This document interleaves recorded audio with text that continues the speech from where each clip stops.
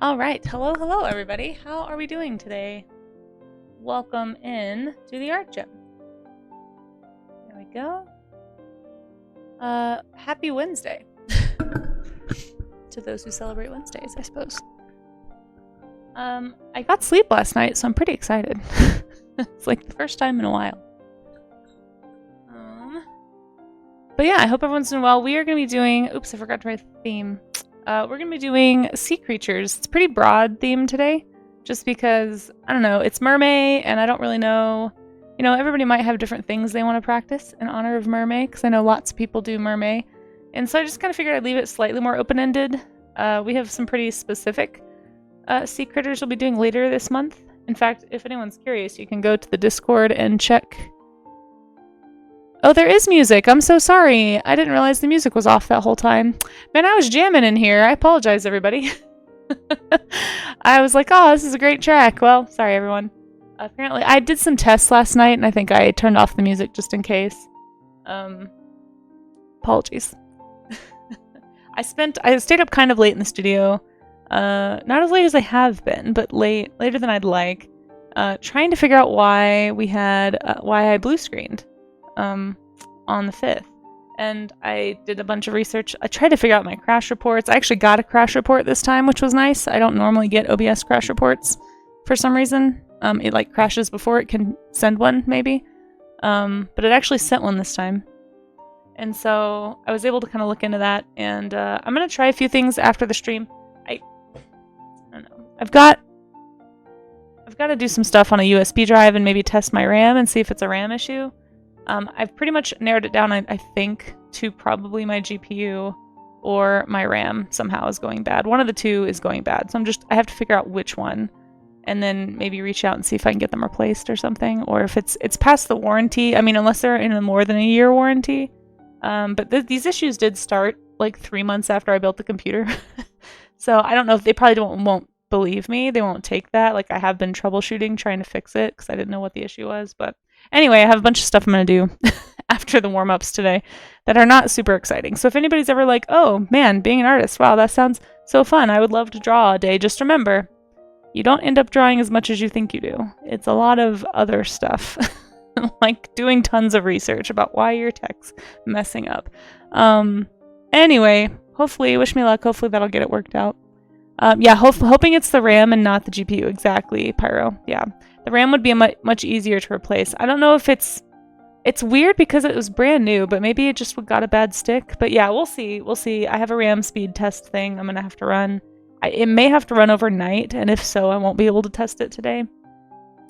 I don't really know. I might have to go get like a different USB card too, because if it's going to reformat my USB card, the only USB card I have is a 64 gigabyte USB card. That I would rather use for like data transfer, because the whole reason I got it was that it was like for transferring stuff. But we'll see. We'll see. Anyway, sorry again about not having music on. That's unusual for here. Okay, let me make a little title and post something online, and then I'll catch up on chat. But I hope everyone's doing well.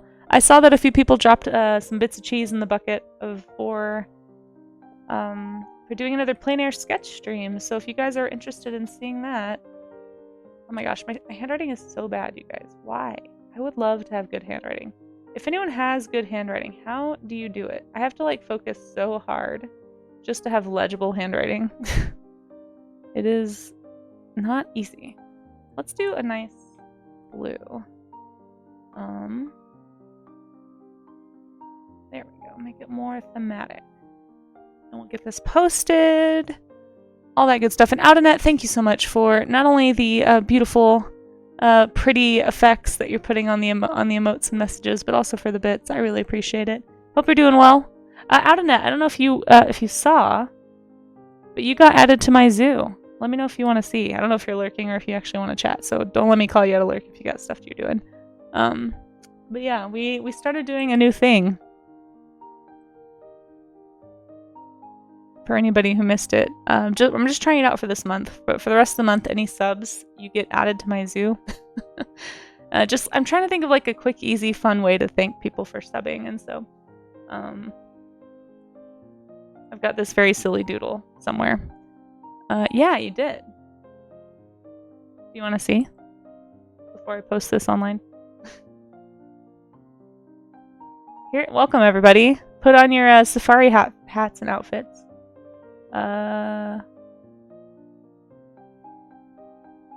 Wait, where is it? Oh, here it is. Yeah.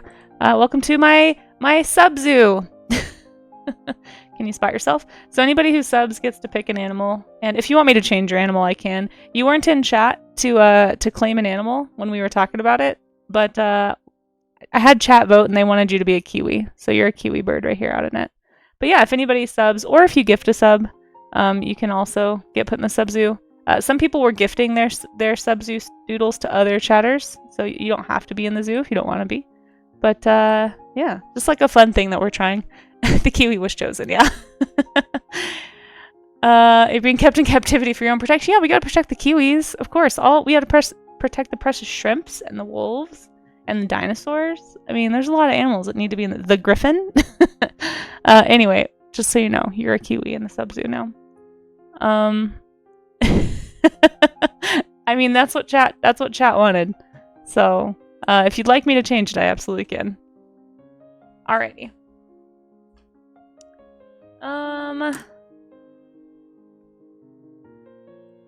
Okay. I think yes. I'm a little bit oh, what is happening? There we go. This is what I'm looking for. Okay. You're happy with that. Okay, cool. Kiwis are great. They're super cute. My zoo is evidence of everyone I'm holding. Oh no! That's not what I intended at all. That's not the way I want that to be interpreted. There's no fence around the sub zoo. You all are free to leave at any time. Let's see. Yeah, I hope everyone's doing good today. Let me scroll up and say hi to everybody in chat while I'm getting posted on socials.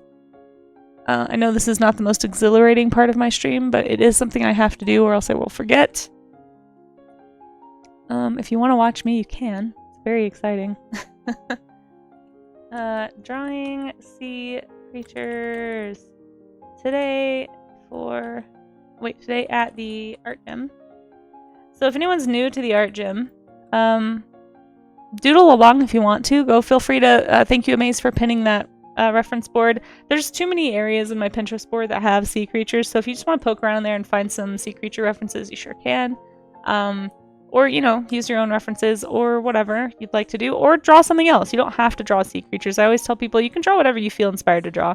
We're just trying to make the purpose of the art gym to do studies, to like anything you're doing with the purpose of learning. So like, it shouldn't be from imagination. It should be from either a direct observation of something in life or some kind of reference. And we're trying to study, not copy. So I always recommend 3-dimensional, but I don't have a whale in front of me, so I'm going to be drawing from 2-dimensional reference, obviously. Now that I'm back in the studio, at some point I'm going to start maybe incorporating some more traditional media studies, which will be an extra level of difficulty for me, but I need to kind of, I haven't worked in traditional in a long time, so it's something that's on my radar. But whatever it is that you're trying to do to improve your skill set, whether it's maybe you want to do figure studies, maybe you want to do, rocks or trees or birds or something else, go for it. But if you want to share it and make sure it's work safe, go put it in the Discord in the art gym section, and we'll just we have had a bunch of stuff shared since yesterday, so we're going to be looking at everything that hasn't been shared yet at the end of stream. So that is how it works. The art gym in honor of Mermaid. Come practice. Wait, that's not how you spell practice. Practice ocean critters with me. Da-na-na-na. Okay. Copy. I did spend some time going through the music share section yesterday. I took breaks from my awful tech research that I did for like 5 hours. I took breaks in between and would go through the music share section of the Discord as well, and I'm looking at music to add to the playlist. So if anybody is if you have some songs that you think would be fun to listen to while we're all doodling, feel free to drop them in the music share. That is the easiest way for me to remember to look for them. It's keeping them all in place, I've learned, is kind of the secret to me getting anything done. So, What else am I putting here? I don't know. Let's just do that. That seems fine. Alt text. A photo of a humpback whale with a speech bubble. Saying our motto, everybody. Let's get the... Wait, why am I capitalizing that? Let's get the bad drawings out. And hashtag Arjun. Okay. La la la la la. Boop. Posted. Heck yeah. We did it. We did it, guys. We posted on social media. Believe it or not, that's like a task on my to-do list every day, is to post on social media. And we did it. I just realized I think I forgot to turn something off from the party. Hold on. Maybe I didn't. Hopefully this doesn't crash my stream. I've got Firefox open, folks.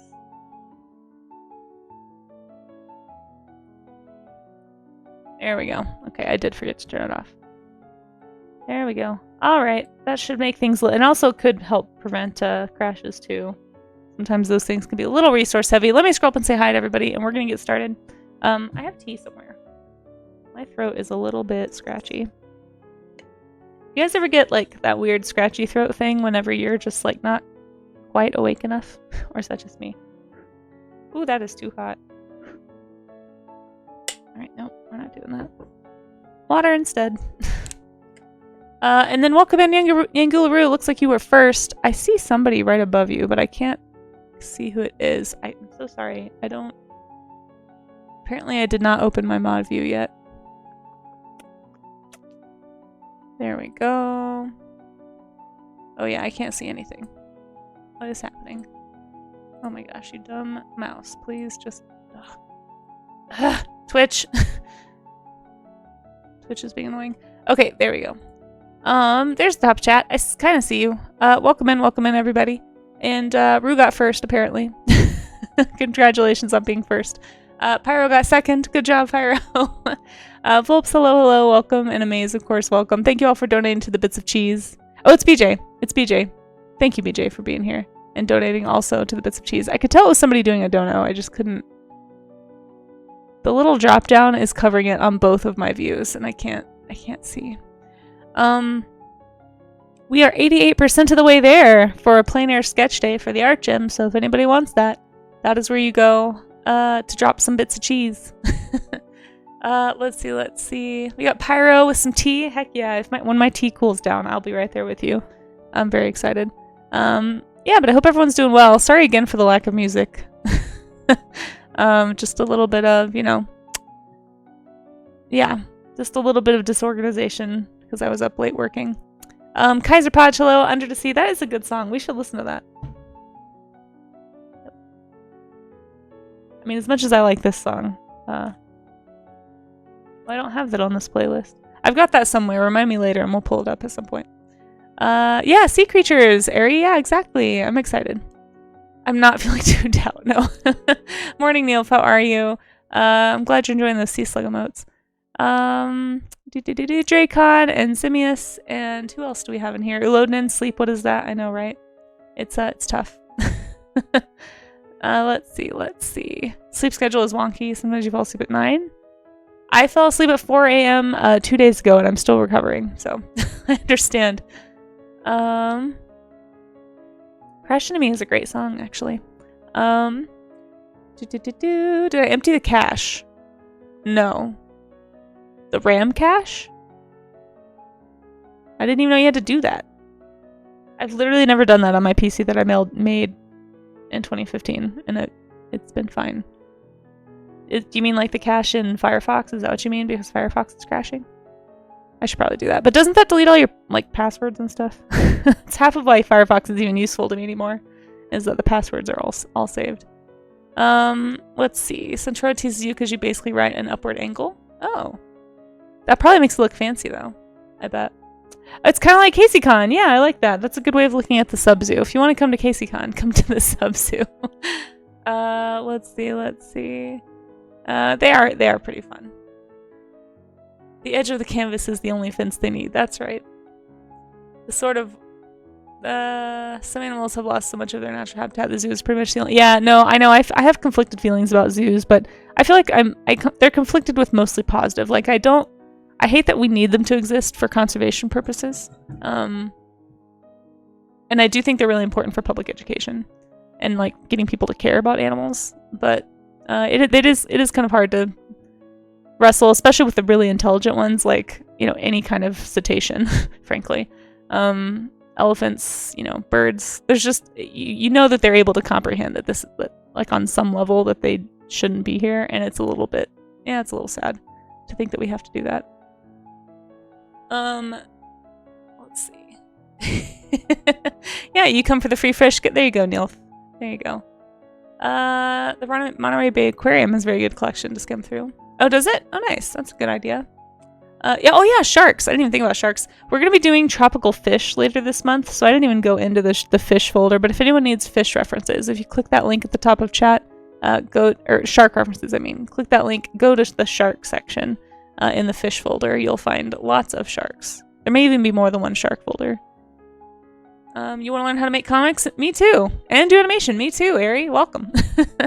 We're here to learn how to draw fundamentally here in the mornings. And then in the afternoon, we do project streams. Actually, this afternoon, I'll be doing Sea Slug Dragons, so I'm pretty excited. I get to do that once a month. It's kind of just a for fun project that I've been working on. We may actually take some time today if you guys don't mind. And I might go through some of the older sea slugs a little bit and just kind of organize slightly. I feel like I've done probably like at least 30 sea slug dragons, and I don't really have a good list anywhere, and I probably should start one just in case I ever want to do something else with this project that's for fun. The memory cache for RAM. I literally have never done that. I guess I'm just a bad PC owner. But yeah, I'll look into that. Thank you. Uber, hey, how are you, Uber? Good to see you. How's the arting going? You feel guilty just keeping sturgeon fish in a tank? Yeah. I mean, there's a lot of animals that have a lot of intelligence, and it's kind of, if you think about it, it's a little rough to know that we're just like keeping them in cages against their will. But if you think about it, I mean, we've domesticated animals too that are very intelligent, so. Like, is it any worse for a zebra to be in a large paddock at a zoo versus a horse to be kept in a paddock, you know, or a small stable or a barn? I don't know. It's a complex thing. It's a complex thing. Okay. Let me go ahead. Oh, let's do our prediction before I forget. Because apparently I forgot to finish it yesterday. Prediction! Oh no, I didn't forget to start it. Wait, did I forget to do the prediction? Did somebody end the prediction for me from yesterday? Did a mod do that? I'm so confused. I can't remember if I did it yesterday, but we only had 2. I was really tired. I was running on 3 hours of sleep. But when I click manage prediction, it's not letting me. Somebody must have ended it. I'm so confused. Okay, well, hopefully you guys all got your points from yesterday. Let's see. Manage prediction. Start prediction. How many studies will Kasey do today? 1, 2, 3, or many more? You have 20 minutes to predict. In 3, 2. It was there earlier. It says it ended 3 minutes ago, but I didn't do it. So I must have had a mod do it. It looked like it was running still when you got here. Huh. I wonder if it just ended and returned everybody's points, since I may have forgotten to actually give them away. But if anybody predicted yesterday, let me know if you got your points. You should have at least gotten them back.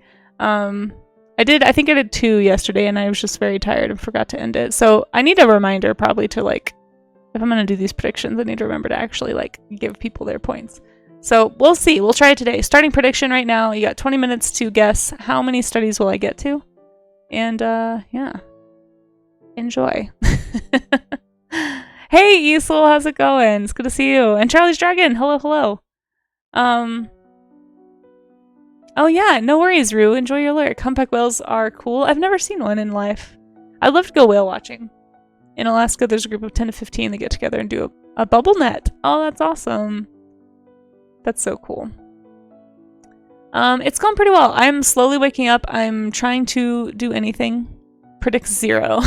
Oh, that's true. I don't have a 0 option. Should I add a 0? I don't think I've ever not done at least one study. We've been doing the art gym for over a year. I've definitely done always at least one. If I do 0, we have a problem. Let's see. It sounds like if you're tired and mentally taxed, you should be relaxing through it, not working through it, Amaze. Take breaks if you need them. Okay. I know, right? Esol, maybe he'll listen to you. He won't listen to me or Senna. He just keeps doing stuff. And making it worse. Tell him to take a nap. Let's see. What was I doing? Oh yeah, I was doing this. Let's post that I'm streaming.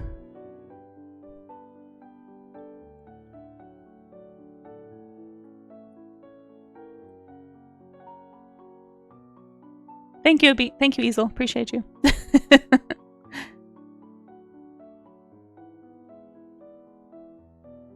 Makes sense. Keeps on winning. Up my sleeve. Hey, Sleepless! How's it going? I was lurking on you yesterday. Sorry I wasn't able to pop in. I had a bunch of stuff I was trying to do. But, it's good to see you streaming again. I hadn't seen you stream in a while. Here we go. I hope you're doing well. You've never seen them in real life either, says Dracon, but humpbacks are cool. Something you almost never see. Yeah, blue whales are tough. It's hard to get even photos of blue whales. I mean, one, they're just so big. They don't really fit in the frame very easily. But yeah, whales are awesome. We haven't done a cetacean study in a while. Maybe, well, actually, no, I'm taking it back. We are actually later this month. We're going to be studying porpoises. We're having like a Harbor Porpoise Day or something. So we'll be doing that. I'm looking forward to it. You've been better? Oh, I'm sorry. We are out and about. Hey, you're trying. That's the important thing. Yeah, yeah, of course, of course.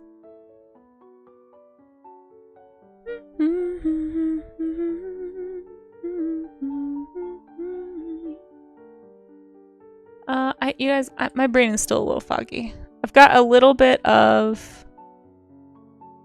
energy juice here. I might have to take some because my brain is not, it's not functioning. I think I've got a little bit of sleep debt going on. And might need to remedy that. Well, if this stream Amaze is keeping you from relaxing, you have my permission to go relax if that's what you need. If you are letting that be something that is keeping you from taking care of yourself, I would prefer, just so you know, as always, that you take care of yourself.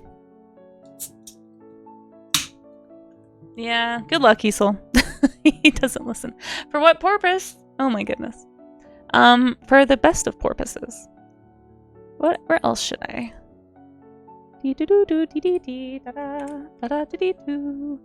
Okay, I think that's fine. I post. Oh shoot, I forgot to post on the thing.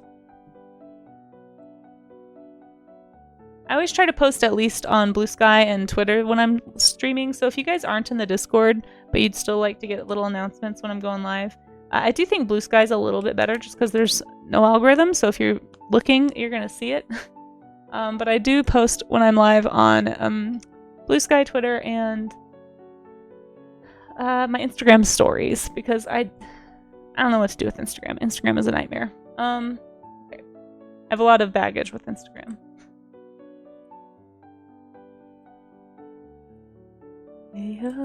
There we go. Okay, post it on the dang bird site. The dead bird site, I should say. Alright. And I do have my GPU like overlay or not monitoring thing right now, so I'm gonna try and keep an eye on things and just make sure.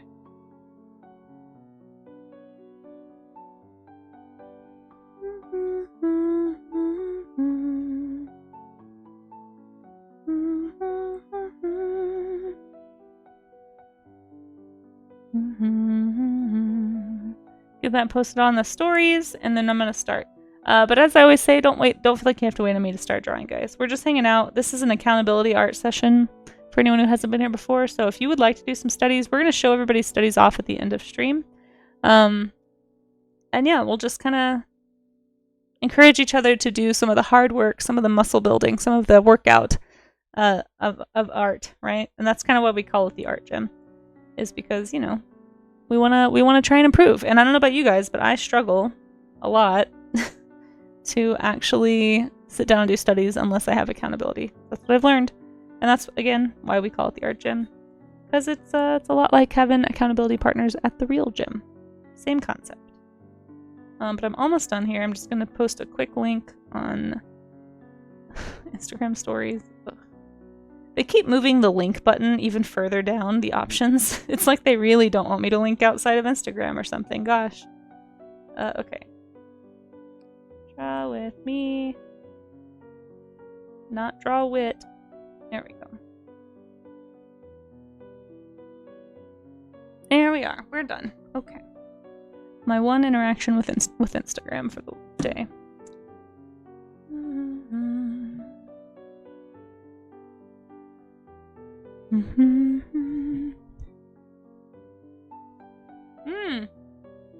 Oh, good. Good. Let's start off the stream by telling everyone I'm live and then missing my mouth when I try to take a drink. Oh, jeez.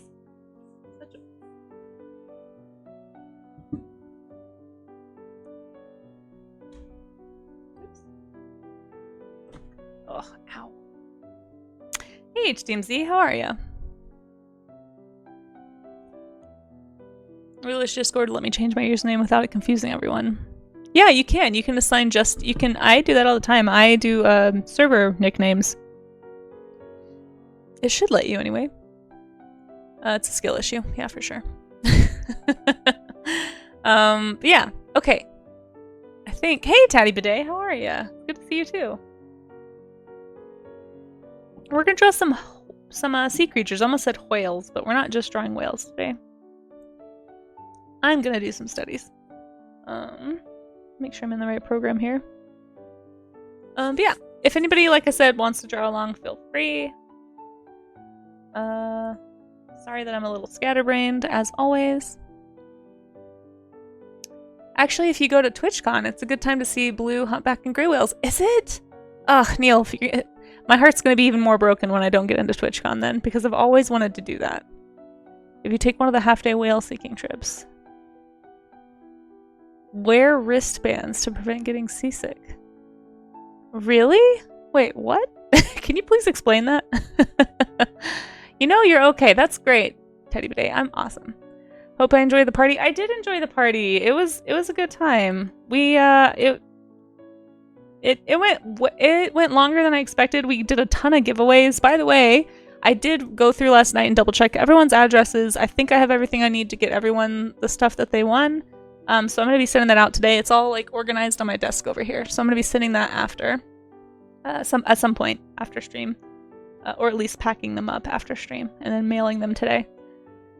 But yeah, it went well. It went well. It was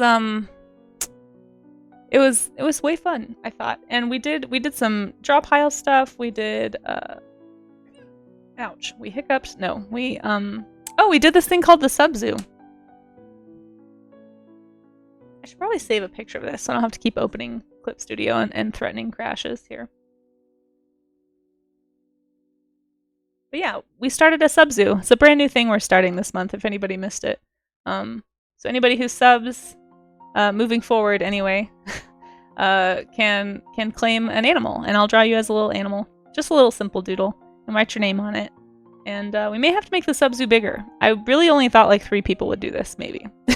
So I was a little bit shocked, but yeah, anybody who wants to be in the sub-zoo, that's the thing right now. We're trying. It's just like a little way for me to thank people.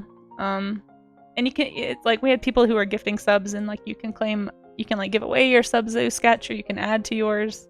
Anyway, it was fun. Expand the zoo. We'll see. We'll see. Yeah, I would love to go to TwitchCon, Neil. There's wristbands that put pressure on some pressure points. That's supposed to help. Oh, interesting. I don't usually get seasick. But I haven't been on a boat, to be fair, in like a number of years. It's definitely I put them on before there's a problem situation. Interesting. They work on about 85% of people. Oh, that's awesome. As a dive. Oh, wait, you dive, Neil? That's really cool. That's super awesome. Easel is a weasel. Yeah, yeah. I think somebody gifted... Here, I'm going to save this image so I don't have to keep pulling. I'm just really afraid of stream crashes right now, guys. So I'm going to save this really fast as just an image. And then we'll take a little look at it. Let's see. May sub zoo. There we go. We're going to save you like that. That way I can close this. But yeah, easel is a weasel.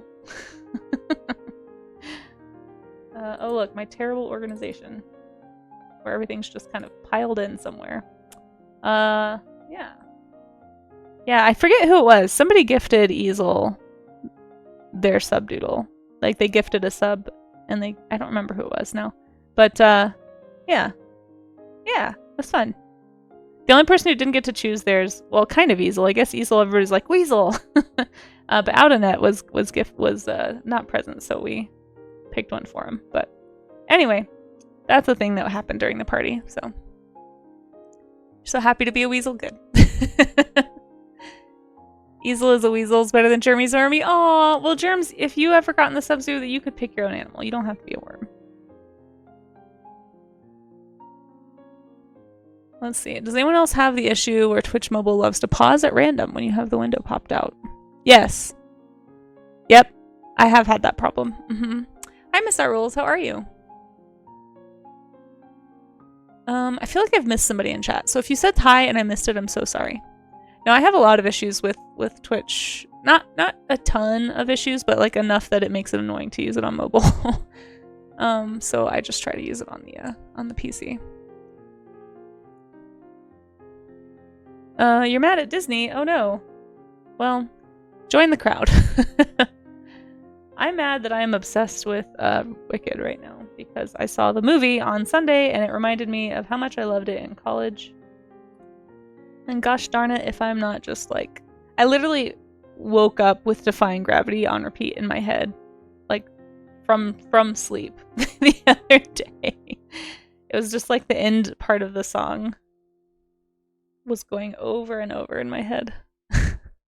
Wicked is not Disney, no. I was just bringing that up as like an IP. It is not Disney. Actually, I think us Warner Brothers made that movie. You going through what you were in November? Yeah.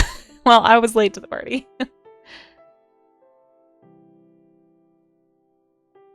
Okay. I need to draw this whale. I'm sorry that you guys can't totally see the whole screen, but...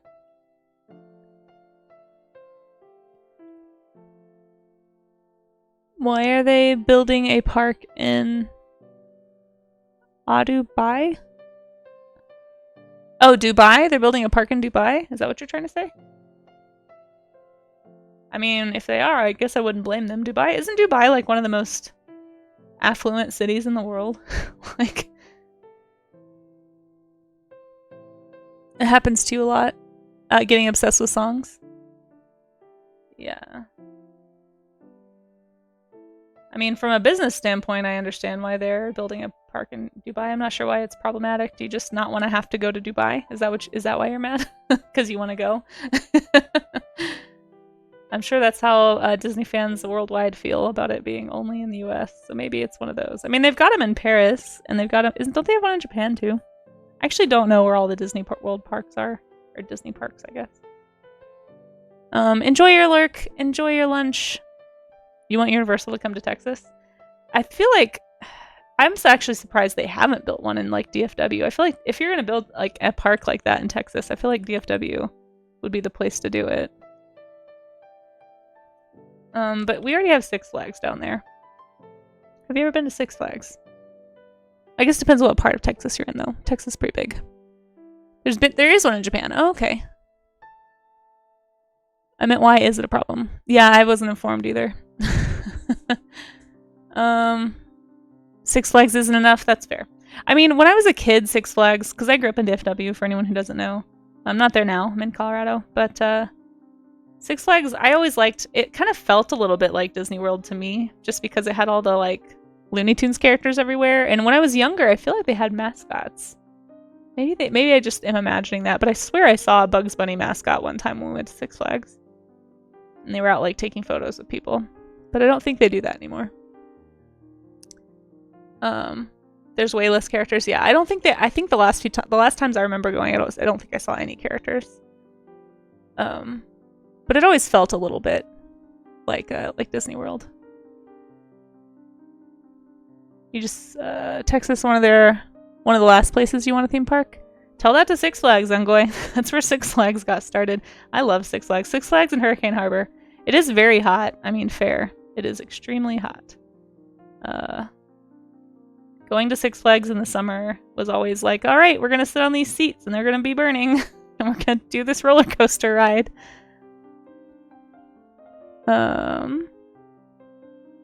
Let's see. Oh, they do on special days? Yeah. There's water rides. Yeah, that's what Hurricane Harbor is for. You'd always get the double pass, because aren't they like, I feel like they're close to each other, and so you'd go to Six Flags, and then you'd go to Hurricane Harbor to cool off. A lot of Arabian countries have non-existent work protection for construction workers. It was a constant back and forth when an arena for the World Soccer Tournament was being built. Oh, maybe that's it. Is that true in the... for Dubai? I feel like Dubai is like its own country, even though it's a city. Because it just... I don't know. I don't know much about Dubai. I've never actually been to that part of the world. I think the closest I've been to that part of the world is like Eastern Europe, or parts of Europe on the eastern side of Europe, I guess. Because I haven't actually been to Eastern Europe either. Let's see. It's in Abu Dhabi. Oh, okay. Sorry, I wasn't sure. I think there may have been a typing issue. When I was a kid, I lived in Lawton, Oklahoma. No, you didn't. Oh my gosh, Neil. We grew up near each other. I have my family, a lot of my mom's family, and my dad's family actually, is from Oklahoma. And I spent a lot of summers in the area, in the region of Oklahoma City. I don't know if you're familiar with like Norman and Duncan, Blanchard, but that's where a lot of my relatives are. In Altus, I had some family in Altus. We used to go down to for a family reunion every year. If anyone ever listen, I know Oklahoma. I make fun of Oklahoma as much as the next person, but we did. I will say there is a park in Oklahoma. If you ever find yourself in western Oklahoma for some reason, outside of Altus, there's this place called Quartz Mountain. I think it's just called Quartz Mountains. But if you go during a wet year, so it's like basically these little tiny little hills. They're small mountainy looking things basically. I mean, we'd call them foothills here in Colorado, but they're all granite and they're really pretty. And there's a lake, like it's around Lake Altus.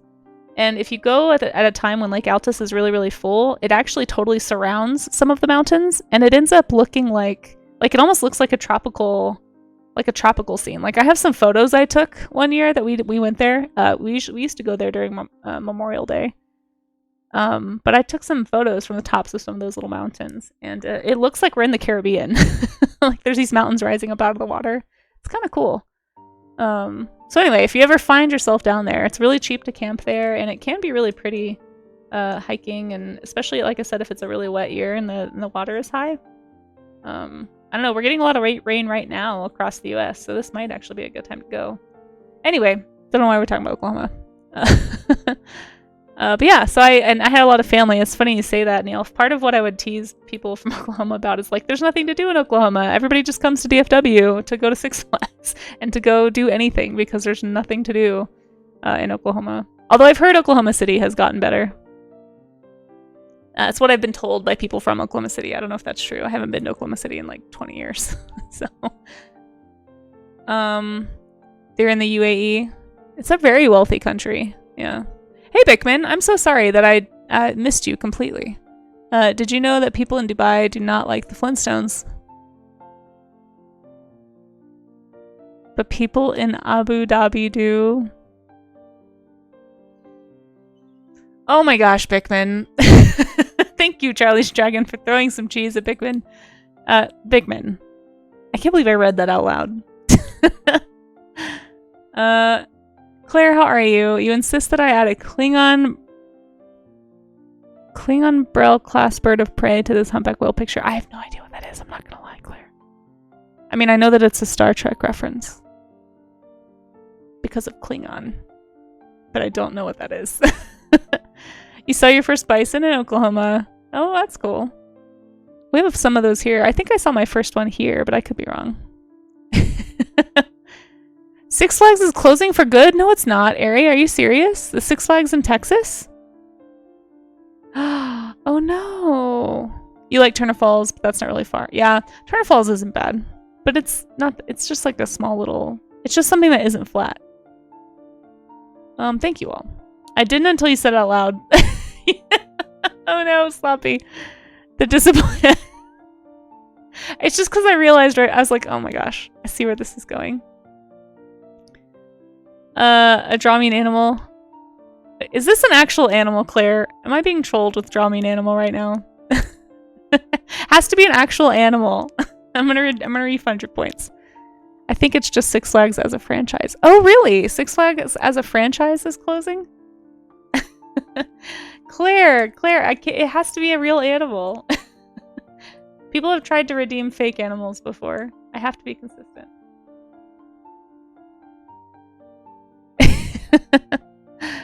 Oh, that's the California Six Flags. It was one park in Maryland. Okay, I know that they closed. I mean, I think they're probably not doing great because I know that they closed. There was a Six Flags that bought a park here in Denver, and I think a few years ago they closed it, or Six Flags revoked ownership or something. So I imagine that as a company, maybe Six Flags isn't doing great. It is kind of funny that I don't know, the name Six Flags is really funny to me because it's very relevant to Texas. Like, I'm pretty sure the original one is the one in DFW. It's a blast. I hope they don't close it.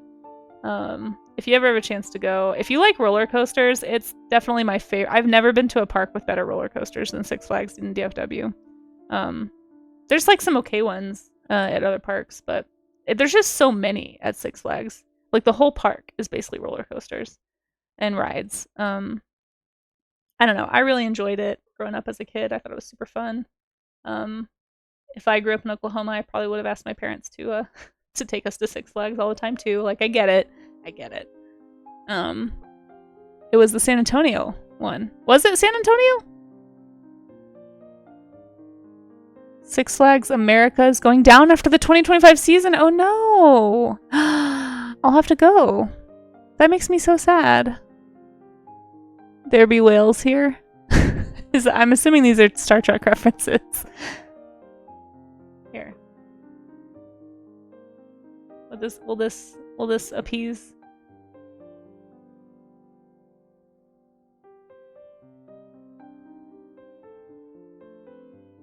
There you go, Claire. Is this what you wanted? I do know who Harvey Dent is, yes. It's merging with Cedar Fair, which might be a good thing because Cedar Fair is wonderful. I've never even heard of Cedar Fair. Oh my gosh, somebody please clear this up. Is Six Flags going down? Elitch's was Six Flags, yes, in Rue. Yeah, Elitch's, I think, was bought by Six Flags, and then either Six Flags stepped out or Elitch's is doing its own thing now. It's closing 2 parks at the end of 2025, but another saying as a whole it is. Oh my gosh, you guys got me stressed about Six Flags. I do have a lot of nostalgia wrapped up in going to Six Flags. I could have sworn I thought it was the Arlington Park that was first, but maybe not. Maybe that's just what we told ourselves. I don't know. Nostalgia has a funny way of changing things. Six Flags Entertainment has made the decision to close Six Flags America and Hurricane Harbor in Bowie, Maryland. Oh, in Maryland. Okay.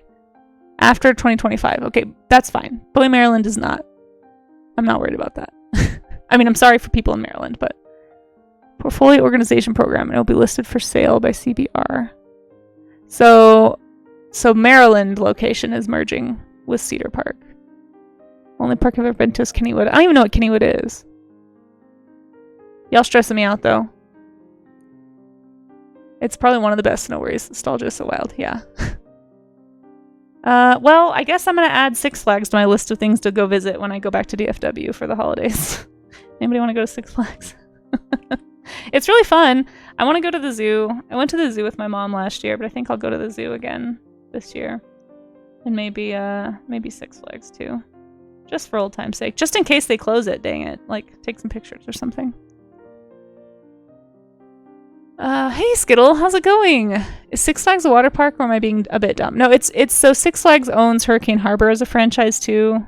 So I'll look this up later. I'm a little confused about the history of Six Flags now. I could have sworn the first one was DFW, but maybe it was San Antonio. No, because they called that one Fiesta, Six Flags Fiesta or something. I could have sworn the original Six Flags is the one in Arlington and in Dallas-Fort Worth. And then they built Hurricane Harbor. It basically like exploded. I mean, literally you couldn't hardly, it took so long to get through the lines to get to Six Flags when I was a kid. It felt very much like Disney World. Like all the stories you would hear about Disney World is how it felt to go to Six Flags. It was kind of like DFW's version of Disney World, I guess. Oh, Six Flags America is the name of the park in Maryland. Thank you for clearing that up, Charlie's Dragon. I thought that was the name of the company. I was like, what? Okay. Thank you. Yeah.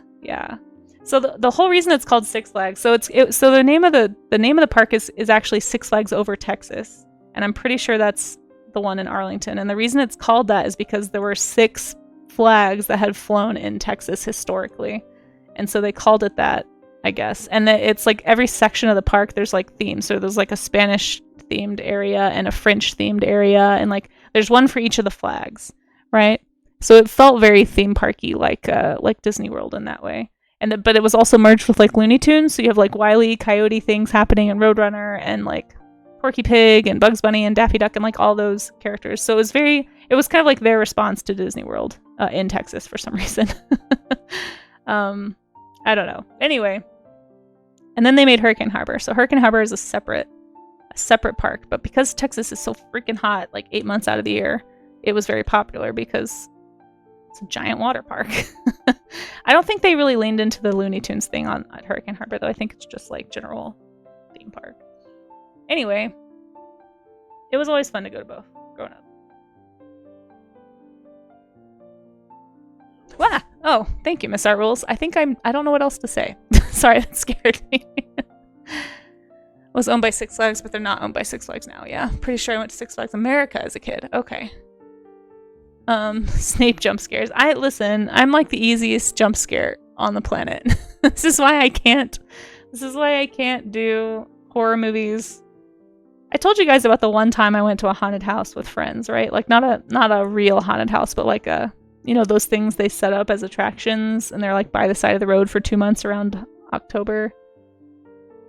Anyway, I went to one of those with some friends, and this was while I was teaching.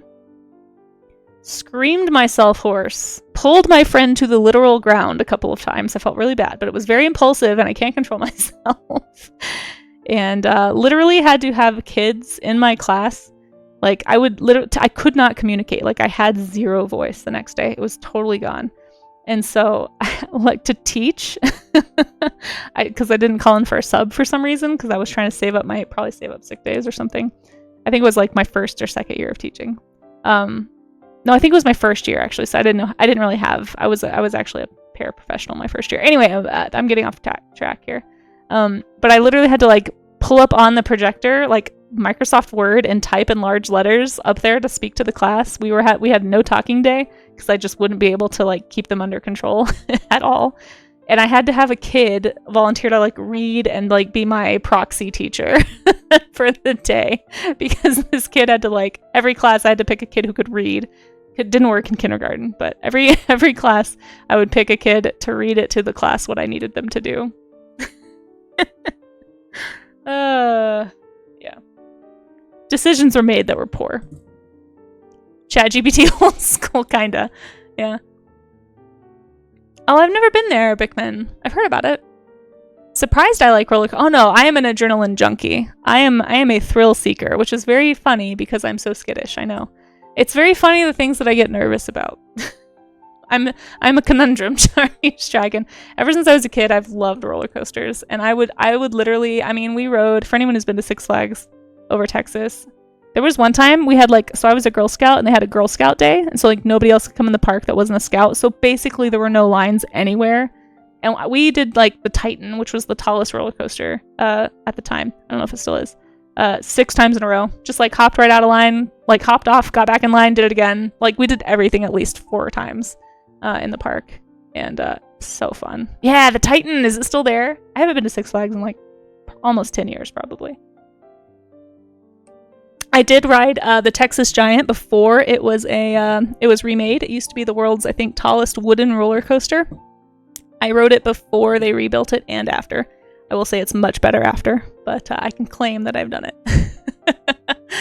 It's new and improved. Nice. Yeah, it was so cool, Rue. It was so cool. Anyway, you guys should totally go to Six Flags over Texas and Arlington. It's a great park. The Batman ride, the Mr. Freeze, like we did all the things. Okay, let's do another one. I should go to Knott's Berry Farm. I should. I've never been to California, Miss Art Rules. Maybe if I get into TwitchCon, I'll be able to go. You just remember my mom guiding me as we were pulled into the Schilderbahn parking because you forgot to brush your teeth that morning and we just drove away. Aww. Oh no. Well, yeah, I don't know. I guess I don't have the full context. I do appreciate when parents actually follow through on threats, though. So, like, if it was something that was conditionally said, I know the teacher and me, I don't see enough parents do. Like, I don't know the context of your situation. I'm sure that was devastating. But I see so often when I was teaching, one of the most frustrating things was when parents would be frustrated with a kid's behavior and say, if you don't do this, I'm going to ground you. Or if you don't do this, I'm going to take away your iPad or whatever. And then it would never happen. Like, that would always frustrate the heck out of me because those were always the kids that didn't behave. But I'm not saying that was you. I'm very sorry that you didn't get to go. I've never been to really a whole lot of others parks. I've been to Disney World. I've never been to Disneyland, but I think Disney World has more roller coasters, so I'm probably okay with that.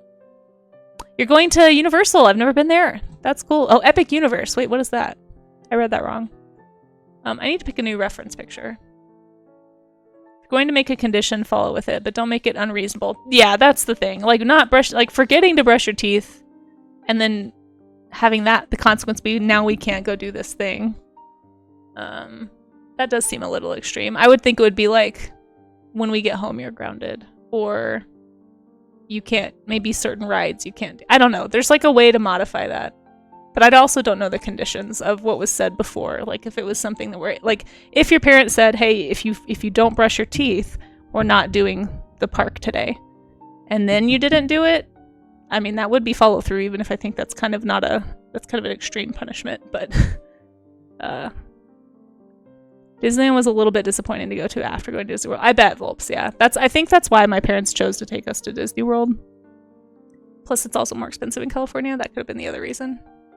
What other sea creature? I'm gonna do a different sea creature. While I'm deliberating, though, we've had some cool folks pop into chat. You guys should all follow. I'm sorry, I'm being terrible about shoutouts lately. Oh, a cuttlefish would be fun. You guys, we had Easel in chat. I don't know if she's still here, but we are gonna be doing a co-stream with Be It Easel on, I think we've decided May 21st. So, oh shoot, there's an ad. Gosh, I'm the worst. I'm so sorry. I didn't even notice there was an ad break starting. So we're going to do a stretch break, but you guys should still follow Easel. We'll talk about it after the ad break. Okay. If you can hear the sound of my voice. Cool. Sorry, that felt really good. We're going to do a stretch break. So if you can hear me, no crashes so far. No crashes so far, Blue. Although I think I'm gonna try something. Hey, I think I'm gonna try to check some RAM stuff. I did some research after we chatted last night. I actually ended up switching it back just in case it's a RAM issue. So it's actually not the new setting right now. I'm sorry, Blue. I chickened out. Because I did a little extra research and I kind of think it may actually be a failing RAM, and so I don't want to stress out my GPU more than I have to if it's compensating for a bunch of stuff. So I'm going to do a RAM test, and then if the RAM test shows no issues, then I'm going to try to switch the encoder. But yeah, thank you again for the suggestion. It's definitely on my list of things to try. But I was chatting with some OBS help folks yesterday, and they suggested doing a RAM test first. And I also had to have changed like a setting for my GPU. That could have potentially helped. I don't know. But no crashes so far. I mean, we didn't have crashes for a month, but to be fair, I was running a lot more stuff when it crashed than I am right now. So I'm just trying to keep it really low usage and hoping that that helps. Yes, relatively is an... Yeah, that's what I was thinking too. I'm hoping it's a RAM issue, honestly. What was I going to do? I was going to say something. Oh, we're in ads. Oh, wait, I forgot. It's not plural. I need to like make all of my commands either plural or not plural because I keep getting confused about which ones are plural. But we're in an ad break right now. We're supposed to be stretching. So if you can hear the sound of my voice, make sure that you stretch. Pause and take a little stretch break. We like to, at least I say we, but I like to do a posture stretch during this time at the very least. So I'm going to push my shoulder blades together and hold for about 20 seconds or so.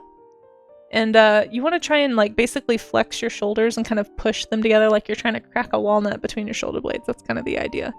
So if you can do that for about 20 seconds, it should help strengthen those muscles over time. And I also like to like arch my back and kind of push my neck back too. So it's a very silly looking thing to do on stream. So hello.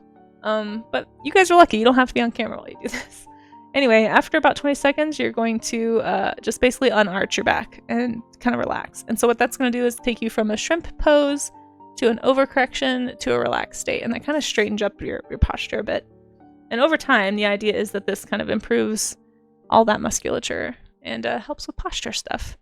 And I think we're out of ads. Yeah, no worries. Well, sorry, I was not paying attention. I did not mean to shush you out right before an ad break, but make sure you guys go follow Isel, like I was saying, if you aren't already. And we were just chatting about doing a co-stream between me and Isel and Claire doing oil painting. We haven't decided on a theme, but I'm pretty sure we've decided on the day. So I'm going to go ahead and tell you guys, mark your calendars for May 21st. That's 2 weeks from today. We'll be doing that in place of the art gym. So I won't be doing whatever, unless, I don't know, what is my art gym topic that day? Let's see, maybe I can wrangle them into doing an art gym topic. I don't know what we're going to do for the theme, but let's see, schedule. It'll be fun, yeah. My theme for that day, oh, it's tropical fish. We could do you guys want to do fish, oil painted fish? That could be fun. But I'm sure we'll figure something out. We talked about maybe letting chat pick, or we could all pick like the same thing and do like a variation on it. You want to do that? We could do that. Oh, we'll see if Claire wants to. Okay.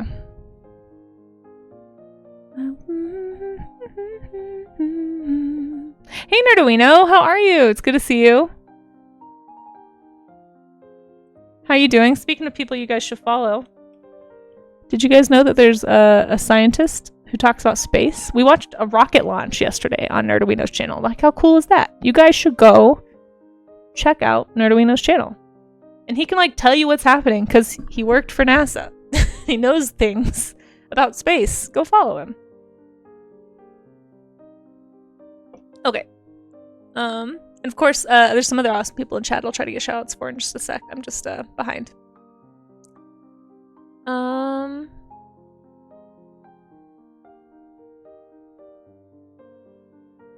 The NVIDIA drivers are super terrible at the moment. I'm so glad I didn't get an NVIDIA.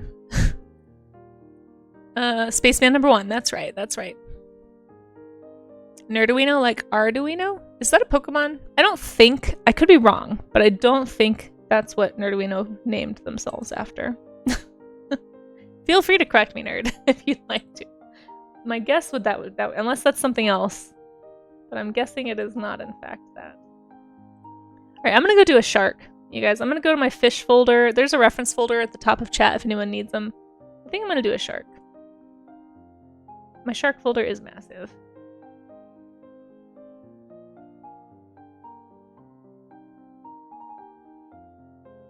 Ooh, I like this pose. This is a fun shark pose. Let's do a shark. Not to be disagreeable, but you're correct. Really? Is it a Pokemon? Wait, what is Arduino? Is that something else?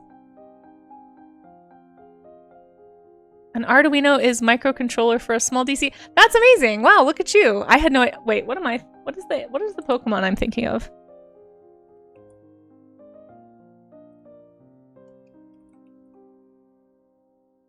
Oh, I'm thinking of Audino. Never mind. I didn't know how to spell this animal's name, or this Pokemon's name. I thought this was what you're asking about. It's a Audino? Not the same thing.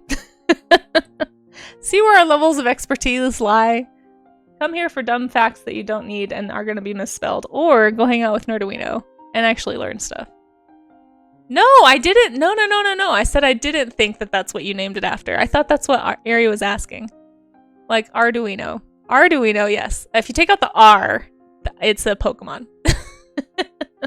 I think. Well, take out the R and switch the U. Listen, I might be dyslexic. Okay. Not sure if older drivers work properly. I'm sorry you're having some issues, Sloppy. Yeah. Oops.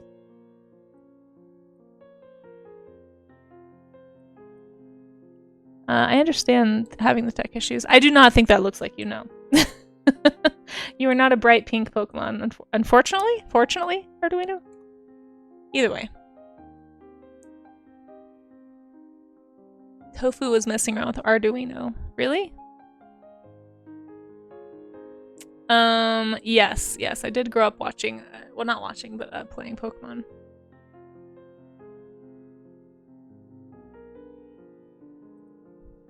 She was building a temperature sensor. That's cool.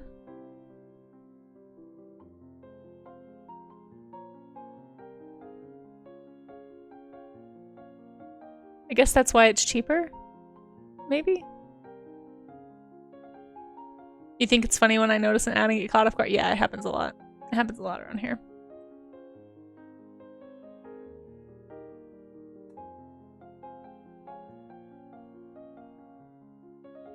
Welcome to my stream, where I'm constantly either distracted or not paying attention to something.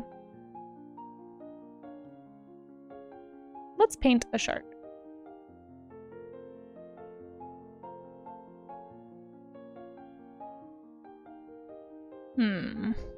I usually do a much better job, I feel like, of explaining my thinking process, but today I'm not, I think we talked about Six Flags too long. Because all I can think about right now is roller coasters.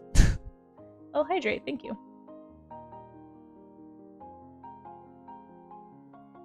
Caffeine counts as hydration, right? Is caffeine a dehydrator?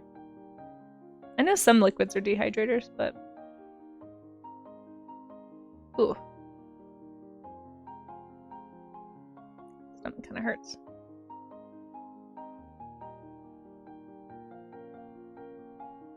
Okay, I'm gonna try and focus on anatomy on this one. Just like some general advice if anybody is drawing along and you are kind of stuck on like what to do or how to approach it. Try and think about shape and form more than copying lines. So that's going to be a little more helpful, I think. Oh my gosh, the hiccups are wild. Sorry guys, one sec. For soda, yes, but I don't know. Well, it's a diet soda. I don't know. I feel like it's mostly water, fake sugar, and caffeine. But I don't know if caffeine itself is dehydrating. Because I kind of think it might be. I think caffeine and alcohol are both dehydrating, but I could be wrong. Not that this has alcohol in it. I just want to be clear. I was just thinking of liquids that are dehydrating, and those are the two I would thought were, but I could be wrong about the caffeine.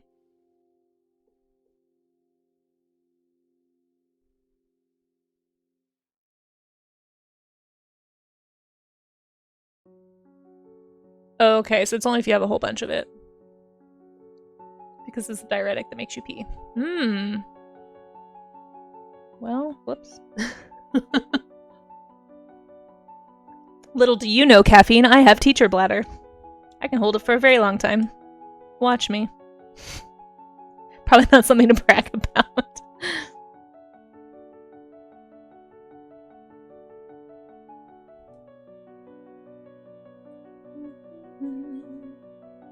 teacher bladder is such a thing though. But to be fair, I had a tough bladder even before that, because we used to take these long road trips. Well, I guess they weren't that long, but as a kid they felt like they were a long time. Like 2 to 3 hours maybe. And I would just hold it if I needed to go, because I just wanted to get there.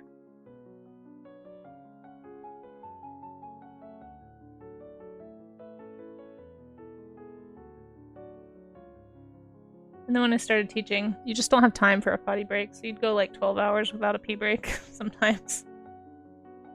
It's a thing. I mean, sometimes I forget to like pay attention to that stuff and don't take breaks when I should. I definitely don't want kidney stones, because I do drink a lot of water. I just probably need to take more frequent potty breaks. I think my mom commented on it one time because I did a stream that was supposed to last 8 hours, but it went for 10 and I didn't take a break. The whole time. I think I took one break maybe. I don't know. I'm just bad habit. But I'm pretty sure as long as you drink a lot of water, you're still pretty safe from kidney stones, right? Question mark? I don't know. I really don't want a kidney stone. I had so many teacher friends that got kidney stones. Even the ones that drank a lot of water, actually, now that I'm thinking about it. But I think they were also pretty high stress. Actually, I feel like I'm starting to describe myself. Maybe I should take more breaks. Sorry, I'm also a verbal processor. So you don't have to respond to any of this chat. This is just me thinking out loud.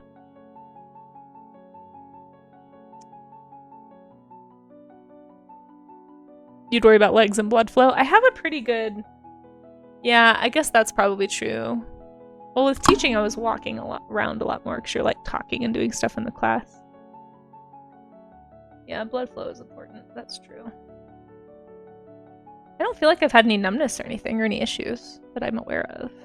I try to have the chairs that like dip down at the front. Apparently that's a thing that's a lot of people don't realize about gaming chairs. I guess a lot of gaming chairs are actually really bad for blood flow because they have like a ridge at the bottom for comfort, but it ends up cutting off blood flow a little bit.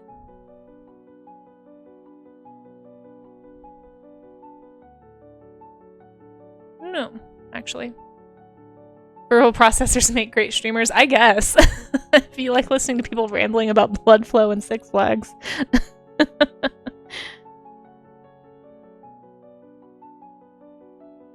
guess it depends on what people are hanging out for. I feel like normally I kind of ramble about art, especially during art gym, but today it's been a little more freeform, I guess.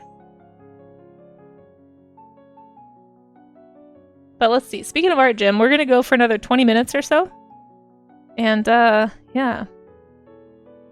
If you have any sketches that you want to share, feel free to drop them in the Discord. I imagine Science is taking care of his baby. I would be shocked to see Science pop into chat right now. I would highly anticipate that the majority of his free time right now is probably not being spent on Twitch.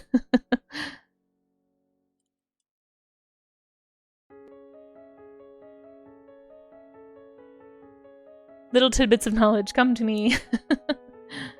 But yeah, if anybody wants to draw along and wants to share what they're drawing along, you can always post it in the Discord. You got about 20 minutes left for today, but you know, if you just got here or if this looks like fun but you'd rather take a little more time, please don't rush. We do studies every single Monday, Tuesday, and Wednesday. It gets you through the workday, that's fair. Well, I'm honored that anybody would lurk here. I think I've missed a few folks, unfortunately. So I apologize if I've missed anything in chat. Yeah, teacher bladder is a thing. It's a real thing. Everybody in teaching references it. Oh, thank you, Miss Art Rules, for contributing to the Planar Sketch Day. We are at 91%. Oh my gosh, I think we're definitely gonna make it. 91% with 9 days left. Something tells me we're gonna get this goal done. Oh, thank you for the hydrate. Or the dehydrate, apparently, because it's caffeine? Question mark? I don't know. It's waking me up, though. That's for sure. At least it's less caffeine than I had the other day. It's only 54 mg. I think I had like 200 mgs of caffeine on Monday. when I was like half awake because I had stayed up too late.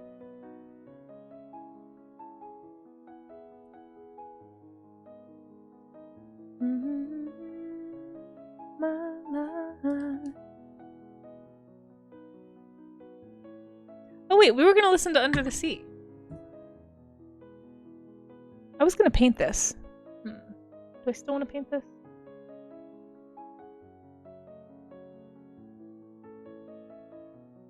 I need to look at a hammerhead from a different angle. So, like, sometimes it's hard to figure out the reference that you're looking at if you don't know the anatomy of the creature. I know they have these underbelly fins, but I'm not sure where they are. So I'm trying to make sure that I know what I'm drawing. Okay, so we've got one actual center. There's just a single... I was wondering what this was. It's just a single tummy fin. That's interesting. And then they've got these two, and then these two. So that's this one, and then this one's facing the camera. So it's got like this weird foreshortening thing happening. Okay. Yeah, this is why it's important to look at more than one reference, not just so that you can do multiple studies, but so that you can actually understand what you're drawing. Because now that I've looked at that and I've thought about it, if I were to go over here and try to like just quickly sketch out a hammerhead without reference, I could think about everything I just learned. So I learned where the mouth was in relation to the face. I learned where the eyes were. They're kind of at the back end here. Got that. I can't remember. Do they have a top fin? Shoot, I didn't pay attention to that. I don't think they do. They've got two fins here. Two fins here. One in the middle. Oops, I didn't leave enough room for the tail. But anyway, this is a great way to check and see what you're actually learning from your studies, okay? So once you've done some studies, if you're to find out whether you're studying to learn or studying, like if you're doing reference images, like using your copy skill rather than your study and observation skills, is to try and figure out if you can can you go draw a hammerhead now that you've done a couple of these or something, and can you think about the shape and the form of what you just drew, and can you put it into other positions, right? Like I don't have a reference for this, but because I can think about the anatomy and I can think about everything I just learned, I'm able to think about like the shape of that fin I saw, kind of like where this would be. So I can kind of approximate a hammerhead, right, at an angle. So I'm thinking about the rib cage, I'm thinking about everything else. And, you know, it's gonna look a little bit, I think they're at this end, a little bit more accurate. Now I haven't studied one from the top, so I'm not sure how their skull actually interacts with the top of their hammer face. But anyway, hopefully what I'm saying makes sense. Make sure you test yourself. Don't just do studies. Because doing that, like doing this just showed me like, oh, I haven't studied like how the skull and the spine interact with all the flesh that's on top of the body. I only did this under view. So I know where all the fins go. I know how many fins they have. I know kind of their shape. I know where they're coming out of the body. I know that the gills are like here, right? But I need to study a little more. So make sure that you're practicing what you're studying. Don't just do studies. If your long-term goal is to actually draw from imagination and not just have to use references. So it depends on what your goals are. But if that's a skill set you're trying to build in yourself, you got to practice it, okay? So make sure that you do that. Pro anatomist. Oh, I don't know about that. But I'm trying to show everybody how you too can be a pro anatomist. You hate crashes, Windows Explorer, Chrome died out on you. Oh no, I lost the person I was watching. Oh, I'm so sorry. Well, thanks for coming in here. You had 10 tabs open and Photoshop. Oh, I'm so sorry. Well, you know what? If it makes you feel any better, I've been struggling with some crashes too. But thanks for joining us, Dan. I hope you're doing well. We're just studying some sea critters, talking about anatomy, and also other random things. So, you know, like we do. Like we do. I'm going to throw some color on this, because I really did want to do at least one color study today.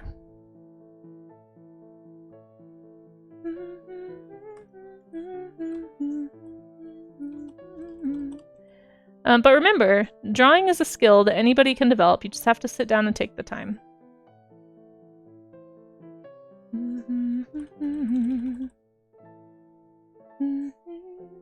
All drawing is a practiced or studied like development of your observational eye, your observational skill.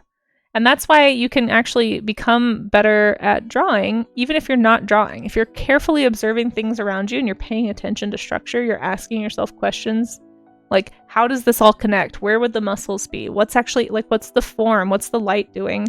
The more you can notice that stuff, the better you're going to be at drawing. And that's why even if they don't draw a lot of scientists are actually, I think anyway, a little bit better at drawing than the average person who has never tried to learn to draw. It's because their whole job, depending on the science, is paying close attention to details like that. So they tend to go a little bit hand in hand, I think. Plenty of scientists throughout history who are also artists. Some rather famously. Hold my beer. I said it depends on the science, Nerduino. I will say the biological sciences tend to be a little bit more about this, perhaps, than others.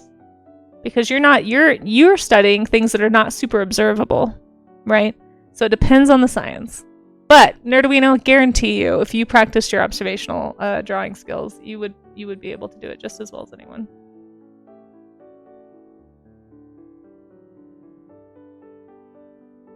Guaranteed.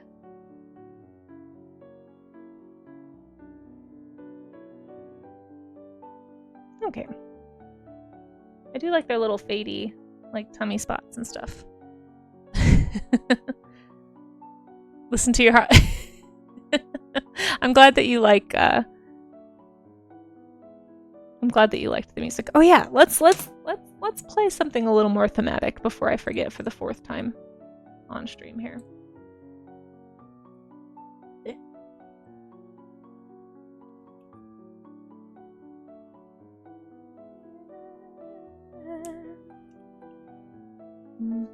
Oh, I do like this song though. Okay, after this song, I'm adding it to the playlist. It's now in the playlist. We will listen to Under the Sea. Back in the day, astronomy was all hand-drawn, what you observed. Yes, exactly, and I bet. So again, like Galileo and, gosh, I know Da Vinci wasn't necessarily a space guy, but there's plenty of scientists historically that were excellent artists as well, because you kind of had to be. But I'm just saying that those observational study powers and skill building, those go hand in hand. Yeah, I would imagine current, like, modern space science is a little bit more mathy, right? It's fine, we'll take Da Vinci. I'm sure he will. Yeah, gosh, okay, fine. He can join the team, I guess. It's fine. We'll go ahead and suffer Da Vinci. Da Vinci was into everything, yeah. Well, and that's the thing. We talk about this a lot. A little more mathy, yes. just a little more math. Just like slight amounts of math, really. Yeah, but I mean, natural curiosity, right? It's the curiosity that makes a good observer, right? And so if you want to be a more observant person, or if you want to be a more curious person, start trying to be more observant. Ask more questions. If you aren't in the habit of asking questions, start asking them.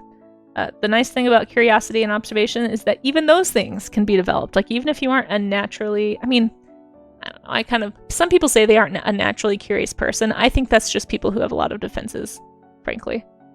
Because every kid is naturally curious, and at some point that gets either drilled out of you, or you're taught that it's wrong to ask questions, or whatever. Or you just kind of make it, maybe it's easier. It's definitely easier sometimes not to ask questions. And so a lot of people opt for that. But you can still become an observant and curious person. Like, that's not outside of anyone's reach. And that's why art is so accessible, because it's literally just you deciding to be curious and to want to solve creative problems, right? So, like, what am I doing right now? I'm not really necessarily copying the lighting I'm seeing, but I am thinking about bounce light. If you look really closely, careful observant, right? Like, you're going to see that it's kind of bluish on the bottom. And if you don't think about it, you might be like, oh, I guess they're just slightly blue. But no, look at where they are. They're in the ocean. It's obviously daytime. Oh my gosh, why is this on? It's not what I want. It's obviously daytime, right? We got sunlight over here.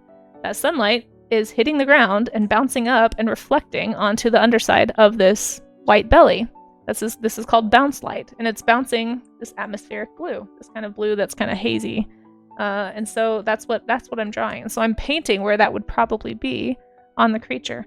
And it's just thinking about those things means next time I go to draw something, I'm going to think about bounce light. I'm going to think about atmospheric lighting. And all these little tiny observations over time stack up to create a visual library, right? Some people call it their creative bank account. And you just got to keep filling up that bank account with new information, new observations, new experiences. If you're not changing up your routine very often, you're probably not filling up your creative bank account as much as you could. So all that stuff's important. Oh, a ghost shark. Okay, let's take a little detour. We have a Dramamine animal that is an actual animal. Let's see. Ghost shark. Okay. I did see a hydrate. I think I got that, but let's just hydrate just in case. Okay. We are going to go to a Dramamine animal. For anyone who's not been here for a Dramamine animal game, ooh, we might need a new folder. I think we have too many. Basically, I have 5 minutes to draw what I think the animal is based off of the name alone. No hints or anything. We have a whole bunch in here. Oh my gosh, that one time somebody asked for Carnivorous Vulgaris, and I drew Taz, and it was actually Wile E. Coyote. Did not remember that. That was like a total coincidence. I was very surprised I got that close. Anyway. Yeah, these are all full. I don't even know what this is. Maybe I'll do it on this one. What is this? Just like hanging out here being a scribble of grass? Oh, it's the Okapi's grass. I don't think that we need that. Okay, let's just, we'll just make this the new one.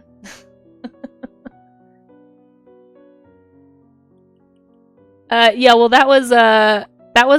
my mods are the ones who make that call because I can't look it up, Claire. I thought it was a scientific name for an animal.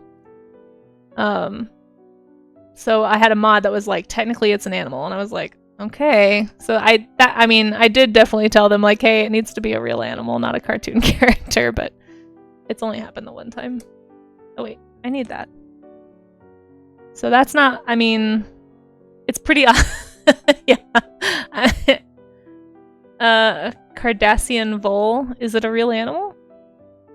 As long as it's a real animal. I don't know what that is. I'm assuming that's another star. Based on the context of this conversation, though, I'm assuming that that is another made-up. My only rule it says is no fantasy, something that has actually existed, or does exist. So as long as it falls into that category, it counts. Because then we like to learn about it, right? We will go to Wikipedia and we'll learn about the animal, where it lives, like stuff about it. So that's kind of the other part of Dramamine Animal. Let's see. Is this a new folder? I don't know. What am I calling this? Dramamine Animal. Okay. Let's do a ghost shark.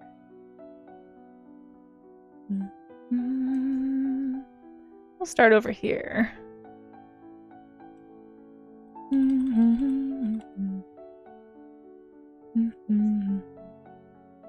Yeah, your keck face is not helping. It's like, I think I'm being trolled. Being trolled by a mod? What? That never happens. Not like the mod's other job or anything. Oh my goodness. Okay, ghost shark. I don't know what this is. I'm gonna have 5 minutes on the clock. Let's see. 10:33 a.m. So I've got 5 minutes to draw Ghost Shark. Feel free to look it up yourselves, chat, but please just remember the rule of Dramamine Animal is do not give any hints. Thank you, Mazers and Pyro. Appreciate you both. There are the rules. No, you're good, Claire. I get trolled pretty frequently, IRL and on Twitch, so I'm very used to it. Turns out my whole life has been trading for Twitch trolling. But that's another story time. Okay, so Ghost Shark. What do I think? I feel like I'm vaguely aware of what this is. I wonder if it's one of those translucent fish.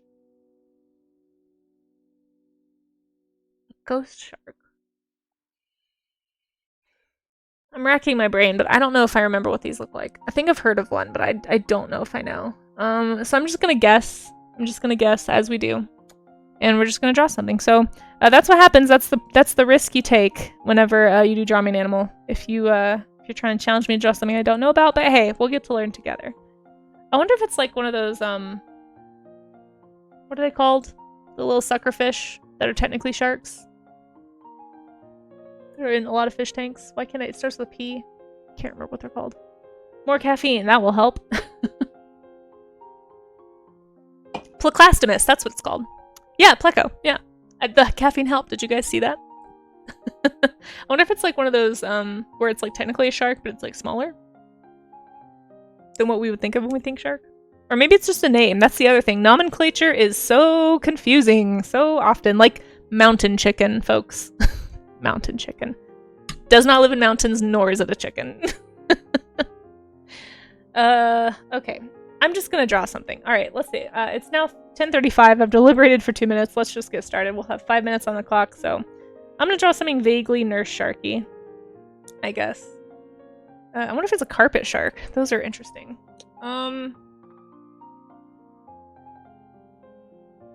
Yeah, I don't know. I don't know. We're just gonna draw something that's like cute and see-through. We'll just see what it is. I do not know. I do not know. So here's the ocean. This is how I'm gonna show that it's see-through. Okay. And then we're gonna make another layer. And it's gonna be like see-through. I don't know. It's a see-through critter. It's probably not see-through, honestly, but here's some organs. There you go. Have some organs. I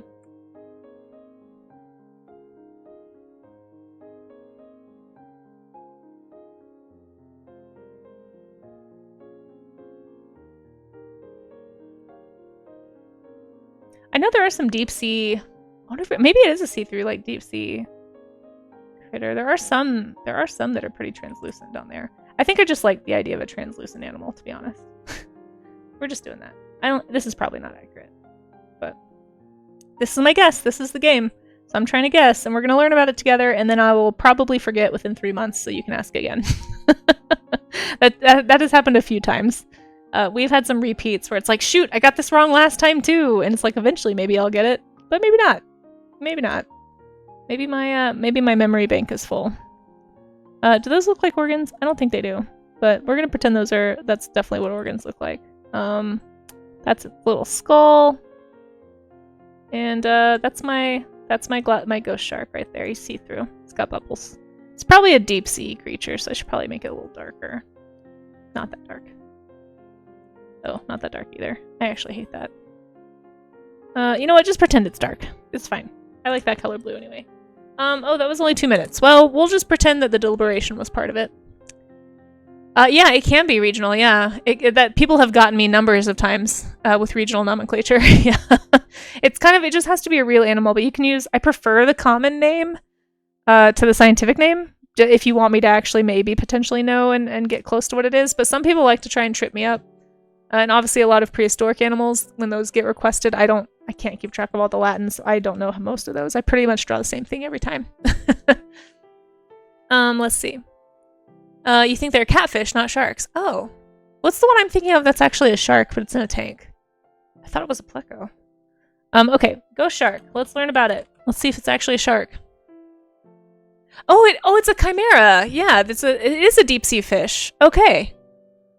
See, it's one of those things where it's not really what you think. Is it see-through? It's not see-through. I've drawn these before. I didn't know they were called ghost sharks. Yeah, I've drew one of these in a piece that I made. Here, I'll show you guys. It's in the raid folder, I think. Or at least it used to be. Let's see if this crashes everything. Yeah, it's right here. See? Boink. I didn't know that's what they were. Yeah, they're chimeras. They have these long rat tails. They're really weird. I did a bunch of like weird deep sea creatures for this. This is a very old piece. Yeah, these are cool. Let's see. The chimera, also called a ghost shark. I did not know that. Ratfish. I've heard them called ratfish before. Because there's like these rat-tailed fish. That have these rat tails. Anyway, and they also don't have those like tall dorsal fins. It's also called a spookfish or rabbitfish. Oh my gosh, amazing. And it does look kind of pleco-y, like in shape. Right? Like the face. I'm gonna say I got the face structure. Well, that's what I was going for anyway. Oh, I forgot all their extra fins that sharks have. I'm dumb. Well, I'm gonna say I didn't really get this. I'm gonna say I got like 30% on this. It's a chimera. These are really cool fish, honestly.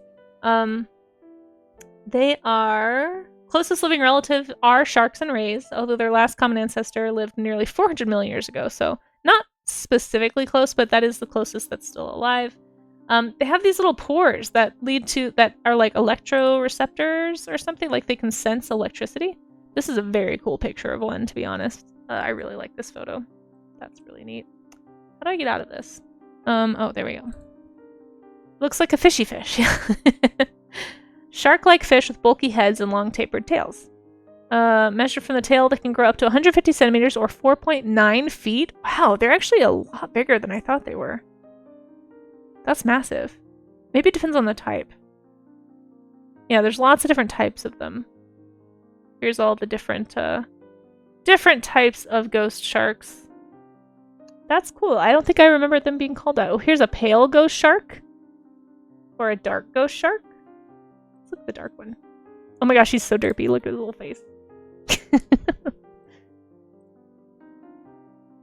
Very cool. Well, if you guys want to learn more about these guys, I am going to send you a link. Thank you so much. Was it Neilf? It's a happy, chill little shark. Yeah, little cute guy. Somewhere squeezed in between Rays and sharks. Aw, Joey's howling.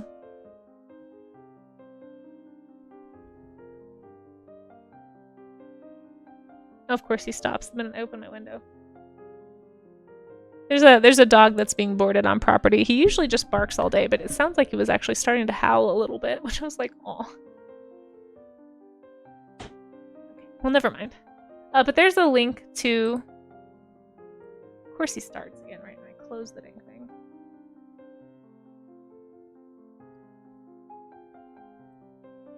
Alright, let's listen to Under the Sea. In honor of this oceanic day. Yeah, there's lots of species. Very cool. I know, Claire, I'm not cool. I don't have the tree command. We do look at the tree sometimes, the one zoom. It's very fun, Tree of Life. We should get a tree command. We do end up using it during Draw Me an Animal quite a bit. Thank you so much, Neil, for contributing to that and for your wonderful Draw Me an Animal. I'm going to go ahead and clear that reward so I don't accidentally do it later.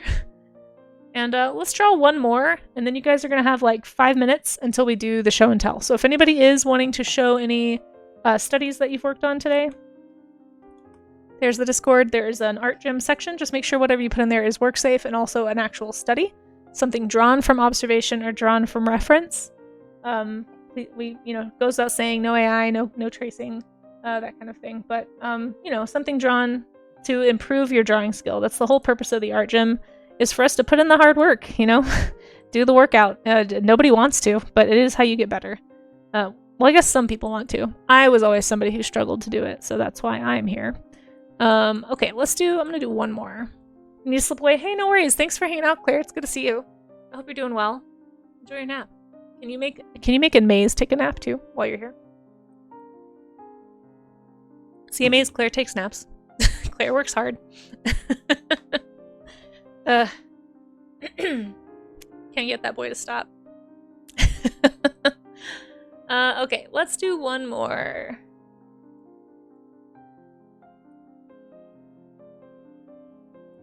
What should I do? What's another oceanic creature? We could do an eel. Ooh, we haven't done eels before. Could do a seahorse. You guys feel like an eel or a seahorse?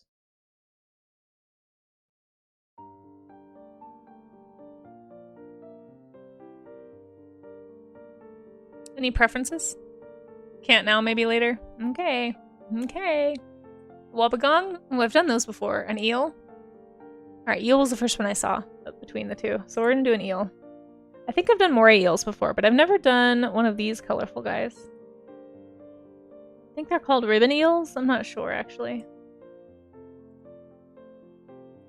But they're very pretty. Look at these. So neat. This will be a fun one to paint. Actually, that's not a great photo.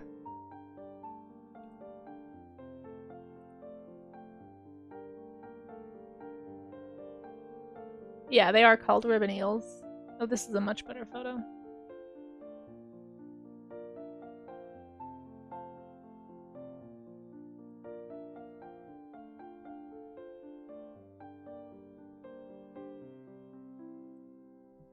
Do. Yeah, here's some nice photos. I might just do this portrait one, to be honest. I like their little faces.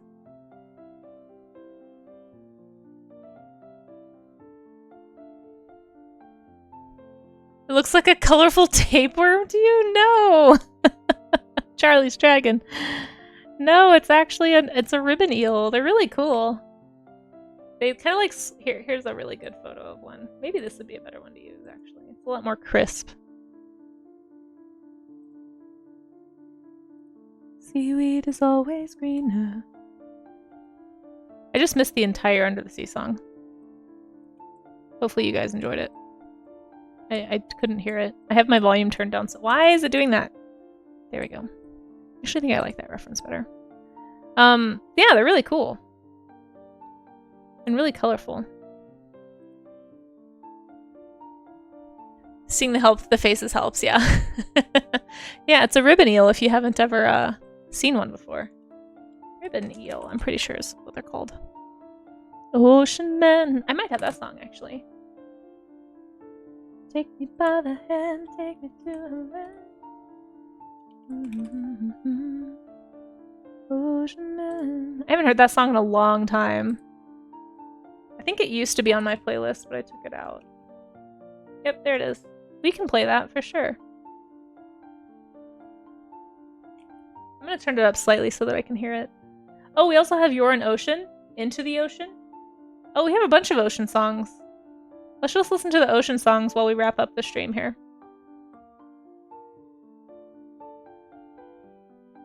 Is that loud enough? Can you hear it?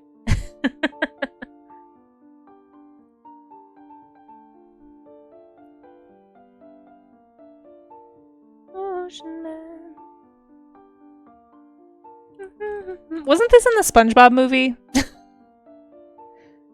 I actually don't know if I saw that. I know this is going to get me kicked out of the internet, but SpongeBob wasn't my favorite. So I didn't really care about it that much.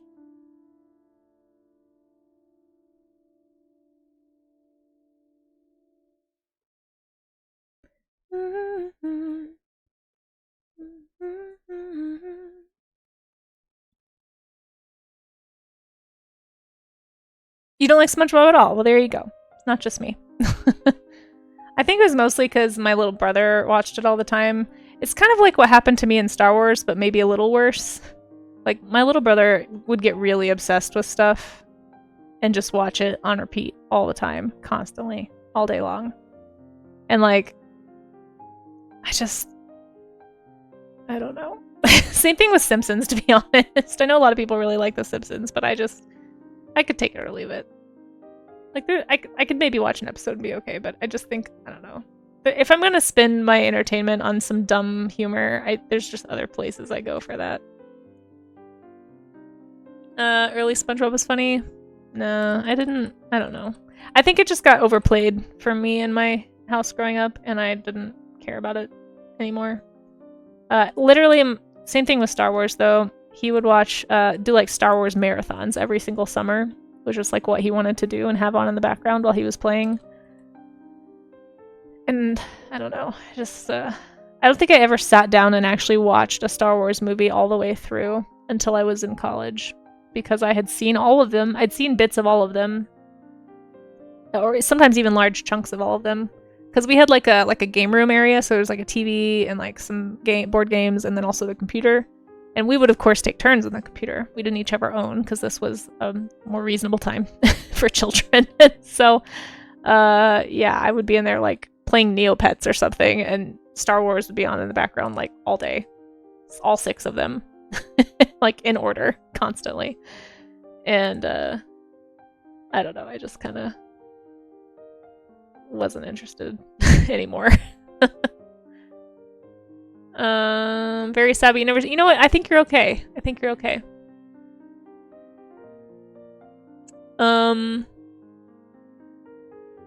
After the creator died. Oh, I didn't know the creator died. See, here's another ocean song. It's very oceanic. I just typed in ocean, and there's like 6 songs that came up, so we'll see what they are.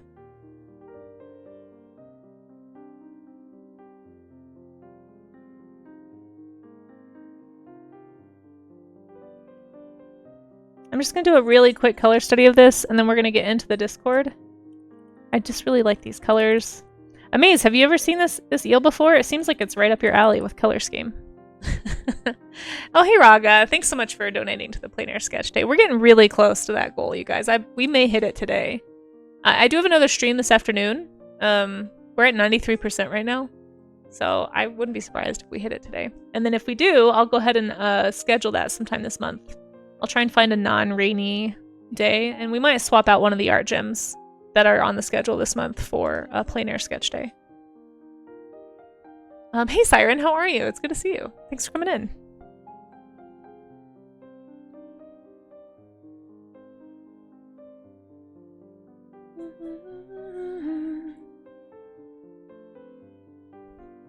I'm pretty good, you know, for the most part. Trying to get stuff done. Spent a lot of time troubleshooting yesterday. I'm kind of burnt out on it a little bit, but I've got to do more of that after stream. Still having some tech issues here with the PC that we found out about during the party stream on Monday. But yeah, you know, I'm doing good. Just got a lot of tasks I have to do offline after stream. Gotta make some calls to some repair shops for an unrelated tech issue. I know this is gonna really make me sound like the biggest Luddite in the gaming world, but you guys, my PS2 finally stopped reading discs, and cleaning it multiple times has not helped. And in the past, that has always fixed the disc read error. So I think the actual laser is going out finally. It can read like 2 of all of my discs, and to be fair, I don't play very often. So it's been an issue for a while, but I have some repair shops here in Denver that I've noted that can repair and like you basically install a new laser. So I need to call them and see how much it's going to be, and then decide if it's worth it. I know it's an original fat PS2, like it's the one that we got as kids when they first came out. I think it was like the family PS2. My brothers both have like PS4s and stuff, I think. Like they're way past this. I don't have time to play games, as you all know. But games that I already know the ending of and can just put down and don't need to like, won't get obsessed with. If I play games for fun, it tends to be nostalgic games. And so I don't really need much more than a PS2. If I could get my hands on a PS3 that could be backwards compatible, I think that would be cool. But actually one of my brothers did give me his PS3 that he wasn't using because he's busy, and he also I think has a PS4 anyway.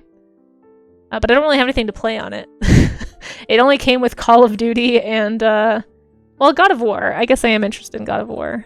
I still haven't played it. It's been on my list for years to play. Mostly because like creatures are cool and I like action games. And like story-based like RPG type games, but I don't actually know what's on the PS3 as far as RPGs. If anyone has suggestions. Is Red Dead Redemption, was that a PS3 game or a PS4 game? Because that's been on my list for years too. Remastered Spyro for Switch. I don't have a Switch. Don't have any of that stuff. Cheaper to buy a whole new PS2 secondhand than replacing the laser. You think? But if it's a new PS2, it's gonna have the same laser issue. I think the laser, last time I checked, like to get one online is like $30. Like I have a soldering iron, like I could attempt to repair it myself, but because I don't have the time to do the research to be tech savvy enough to make sure I do it right. And so I think the last time I called a repair shop, it was going to be like $50 for them to install the laser. And I'm like, I'll pay somebody $20 to do this the right way. You know, like that's not, if it's something that's going to last for another like however long, gosh, when did the PS2 come out? It was like the early 2000s, right? If I can just, you know, I can maintain it and clean it on my own. So if I can make it last another 20 years, I think that'd be cool. And so to me, that's worth it for the investment. Yeah, I don't think it's too bad. Although I have been seeing a lot of like refurbished PS2s for sale for like $100 in like bookstores and stuff of all places. So they're definitely around if I ever wanted to replace one. But I don't know. I have a little bit of nostalgic attachment to the one that we've had since we were kids, I guess. But that's something I gotta do today. It's not a have to do, but like if I have time. It's basically my, oh my gosh, I'm so tired of doing boring tech research. Let's do something that sounds a little more fun, even though I'm only gonna have time to play a game like twice this year. You know, I think I've played a game twice so far this year, so maybe I'll hit 4 times this year. But I'm just really busy, unfortunately. It's one of those things that I would think I might just like to have for the just in case down the road. You can try Glide, the Dragon Prologue. Oh, yeah, I don't think the PS3 has Steam access anymore. I think it used to. But PS3 is so old now. Yeah. I heard there was like what is this? Somebody was telling me about this thing called PS3 Home. There's like it's almost like Second Life, but for PS3, and it's just like part of the system. Is that a thing? Does anybody know what that is? And can you tell me about it? I had no idea something like that existed. So part of me just wants to like, because I think it's still my brother's account. Part of me just wants to like make a make a little avatar and like wander around. But I don't know what that is. Steam has a lot of games from PS systems. Yeah, it does. I there's something about having a hard copy though, and since I have so many hard copy PS1 and 2 games, for me that's that's a worthwhile investment in keeping a PS2 that works because of the backwards compatibility. Like, if they would just make backwards compatibility a thing, like people would buy the heck out of a new backwards compatible PlayStation OS. I do have a PC, but it's an older PC, and I don't really game on it that much. And pretty much if I game on the PC at my home, because it's also my backup workstation, once I'm done with the game, I essentially save and move all the files off and then delete the game. Because I'm trying to keep that space free, and I don't want to overtax my computer because I want it to keep lasting for a while. And then there's also been a lot of issues with people losing access to games on cloud servers and stuff. So I don't know. I think... I don't know. I think I still kind of like the idea of having a hard copy, as old school as that sounds. Just in case, because I don't try, like, haven't people been having that issue with like old Kindle purchases and stuff too? I've been hearing a lot of things. I mean, it was the thing everyone was afraid of when this became popular, and everyone's like, no, that's not going to happen. But it seems like physical media is actually making a comeback because people aren't, like, companies aren't, people can't have access to all of their stuff the way that they're supposed to. 2 words, GOG. Well, that seems like 1 word, and I also don't know what it means. Even emulator to play your old Sega. Nice. It was supposed to compete with Xbox Live. Oh. Most people didn't get into it, but I thought conceptually it was cool. No, I had no idea it existed. Hey, Sharing, how are you? I see you sneaking in there. But yeah, this PC, while it is awesome, is not going to be a gaming PC. It's supposed to be a workstation. So I have a very strict rule that there's no games allowed on my workstation. And so before I had this, I didn't have games on my other PC for like the whole 10 years that I had it. It wasn't until about 6 months ago that I downloaded Steam and actually started putting games occasionally on that PC, mostly for you guys for Twitch. But I have to be really strict with like what I allow things to be used for, because I do have a tendency, especially with games. I mean, they can be addictive for anybody, but I get a little bit obsessive. I tend to be a completionist gamer, and so if I get into something that's really in depth, it's very easy for me to get like easily distracted and like let that take over. I'm much better than I used to be, because I basically made myself stop playing games for a long time, to kind of reset. But I'm slowly reintroducing them, and we're just seeing how it goes.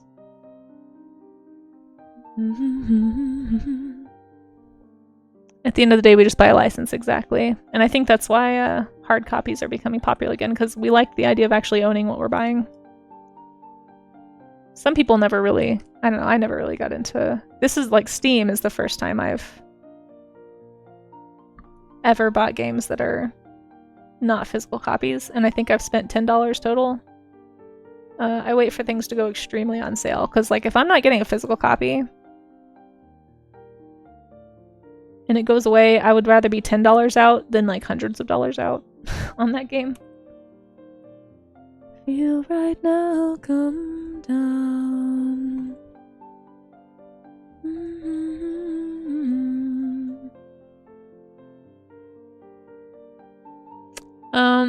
I never got into... I'm not sure what you're saying. Dan, are you saying you don't play games? Good for you. Oh, Good Old Games has older games. I see. You remember PS3 Home? Okay.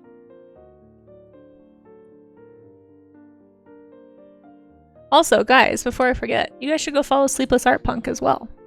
has gotten back into streaming lately. Does some art, does convention work. Has chill streams. I've known Sleepless for a long time. Sleepless was one of the first art streamers that I met when I first started streaming. Long time ago. Long time ago. I don't even remember at this point.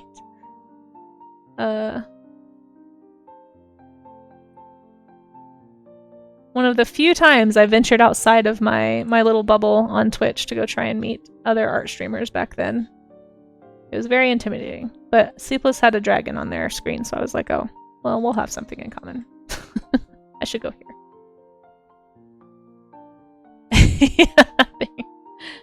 That's right, that's right. Triple threat. So funny. Hey, did you ever try chocolate covered gummy bears at Sprouts? I remember it was you that I had this conversation with, right? I went to Sprouts the other day and saw chocolate covered gummy bears. I was like, oh man, I wonder if they ever tried that. Oh hey Daniel, how's it going? Thanks for contributing to the Plein Air Sketch Fund. Had a run-in with Blizzard. They requested to take down all their classics, and they did, but everyone who bought the game could still access it because their entire game is downloaded to your PC. So you actually own the game file. I see, I see. You didn't? Oh my gosh, you're missing out. Just do it. You can buy one. Can you just go to Sprouts? Just go to Sprouts. If there's one near you, just go to Sprouts. You'll see what I'm talking about. You can literally buy a single gummy bear. And it'll be like 2 cents or something. And then if you hate it, it's fine. It's in bulk. It's a bulk thing that they do. Someday you'll have a spot to set up the Genesis. Nice. I think you'll be happy to know I barely had any time to play games. Will I be happy? Will I be happy, Amaze? Or does that just mean that you are working too much? I would not wish this overworking life on anyone. I don't know if that makes me happy.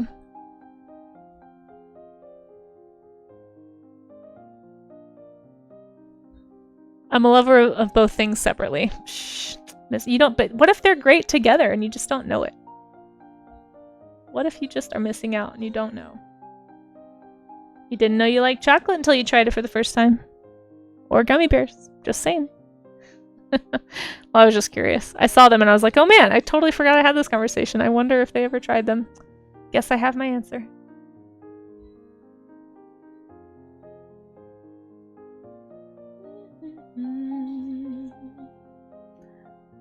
I mean, drawing more is good, if that's what you want to be doing.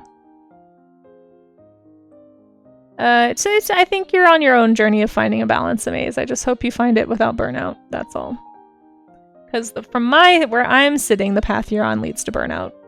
Every single artist I've ever seen who has gone down the path that you're on, it's led to burnout. It's led to burnout for me. But you know, you're gonna have to find that out on your own, I guess. I don't know. I hope you're taking rest. I hope that you're prioritizing yourself and not overworking yourself. But hopefully I'm wrong. Maybe I'm wrong, you know. Just worry about you, that's all. Hey Dally, how's it going? Welcome in, welcome in. Oh, that's okay, no worries. You're good. We are wrapping up, but you don't need to rush. You know, do what you want to do. We will be looking at studies. Oh shoot, it's already 11. We'll be looking at studies again on Monday. Wait, fireflies. Why is this an ocean?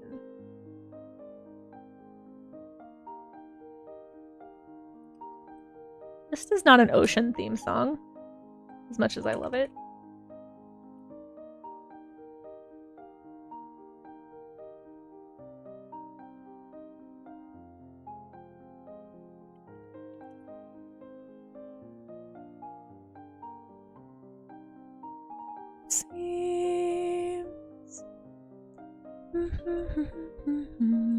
Oh, that's right, Sloppy. Yes, I think ocean is referenced in the album. That makes sense.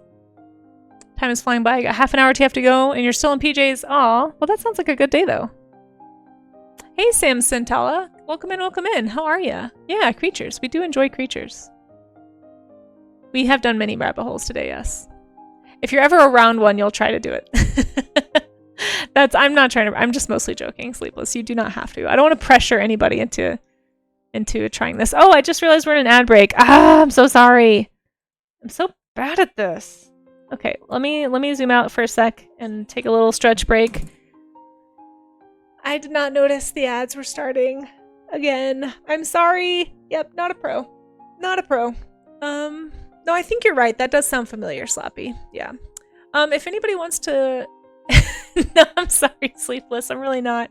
If anybody can hear me and wants to stretch with me, we are about to do a posture stretch. If you can hear the sound of my voice, this is your friendly reminder to unshrimp yourself, to get up from your keyboard and do anything else for a little bit.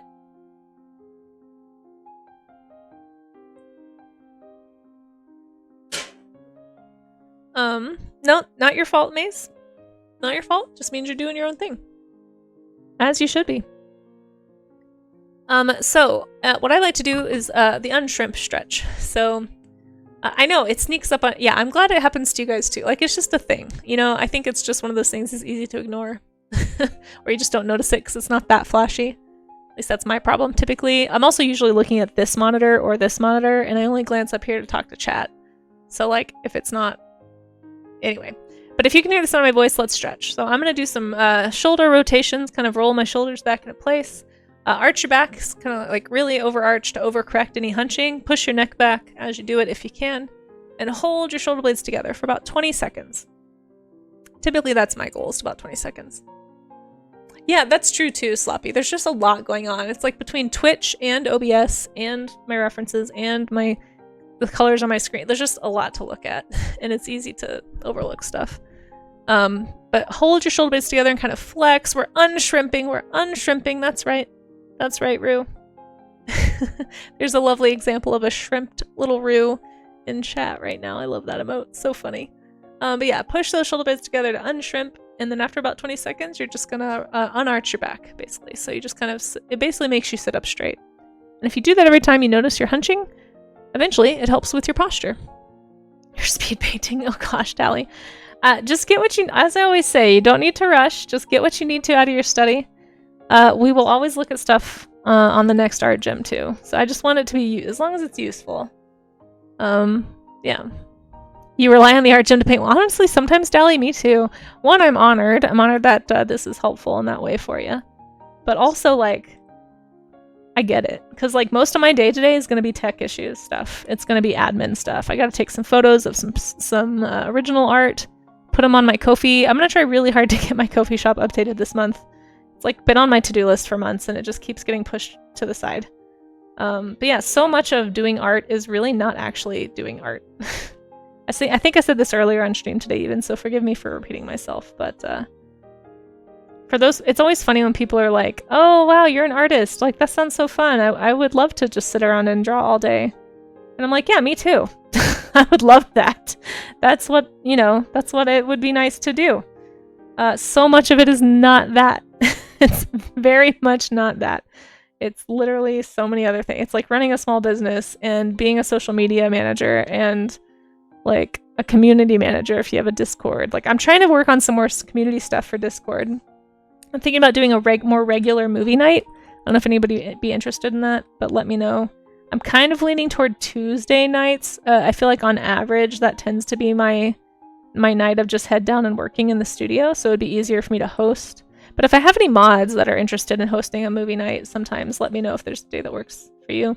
I think it'd be nice to have it be like the same day every week or something, or every other week, but I don't know how feasible that is. I know we used to do them on Sunday nights, but those have turned into nights that aren't good for me anymore a lot. So I don't know. I'm trying to figure. I just know a lot of people keep ticking the movie night box for their alerts on Discord, so people seem to be interested. I just don't know like how to make it more something people can count on. Because, like, part of the benefit of a Discord is getting to know the other people in the Discord, and I feel like movie nights are a good way to do that. Anyway. Open to feedback. Let's see. What camera do I use to take pictures? My phone. My phone. For the most part, my phone. I do have a actual camera, but it's actually kind of old. This PSD is called shramp.psd. That's awesome.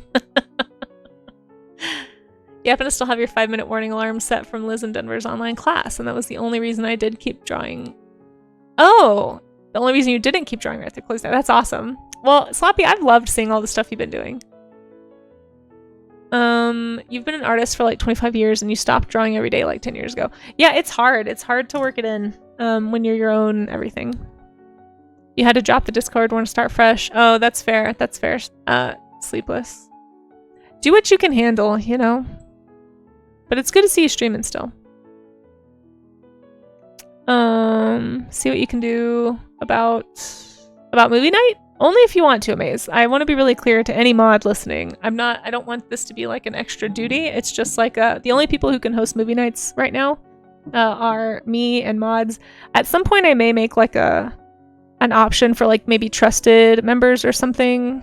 Like people who I don't know. Like I don't just want random people to be able to get in there and stream, so it's not an everyone thing, but maybe I'll do like if people want to be like a movie host or something, we could have like a temporary role. Or people could host. I don't know.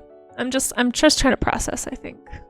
Okay, I'm gonna get into the Discord. Speaking of Discord, if anybody has a study they want to share, feel free to drop it in the Discord. I'll check my wanted to get some use, but like I said, you are busy and you need to shake my finger at you. I want you to have good boundaries on your work and your life stuff. Like only do it if it's fun. Don't if it feels like a task, then the answer should be I don't have time. And that's okay. Let's see. Oh man, got a lot of stuff in the Discord right now. Okay, wow, this is gonna be a long art share. Very cool. These look awesome. Holy cow, you guys have been really drawing since yesterday. All right, so the way it works for the Discord art show for Art Gym is I'm going to get into the Discord and look at everything that has been posted since my post yesterday. Okay, so that would be like yesterday we did leopards. So anything that has been posted since my leopard study right here. Let me just close Firefox just to discourage any crash problems we might have. I'm trying really hard to eliminate that as a possibility. Cool. So if you did a study from observation, if you were practicing your drawing skills, your observation skills today, anything that's drawn for fun can go into the art share section of the Discord, down in sharing is caring, or if it's some other type of art. But if it's the specific purpose, I want to be really clear. It's not to like exclude. It's more to encourage. I find that for most artists, we all know we should be doing more studies, and we just find excuses to do anything but studies. At least I used to.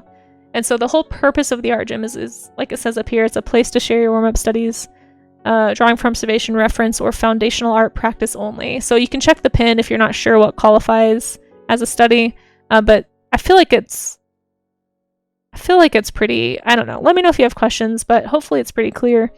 Yeah, no AI, you know, that kind of thing. But anyway, we're going to go into the studies that have been done. And if you are a streamer, let us know and we'll shout you out. Unless we already know you're a streamer. I can't always remember.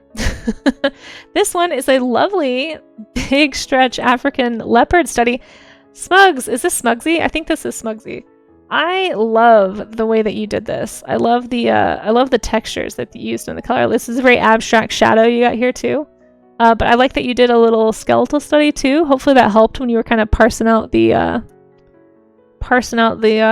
anatomy in the reference. That's why it's so helpful to do skeletal studies. I did a bad job of that today. I just jumped right in, didn't do any skeletal studies really of any of these creatures.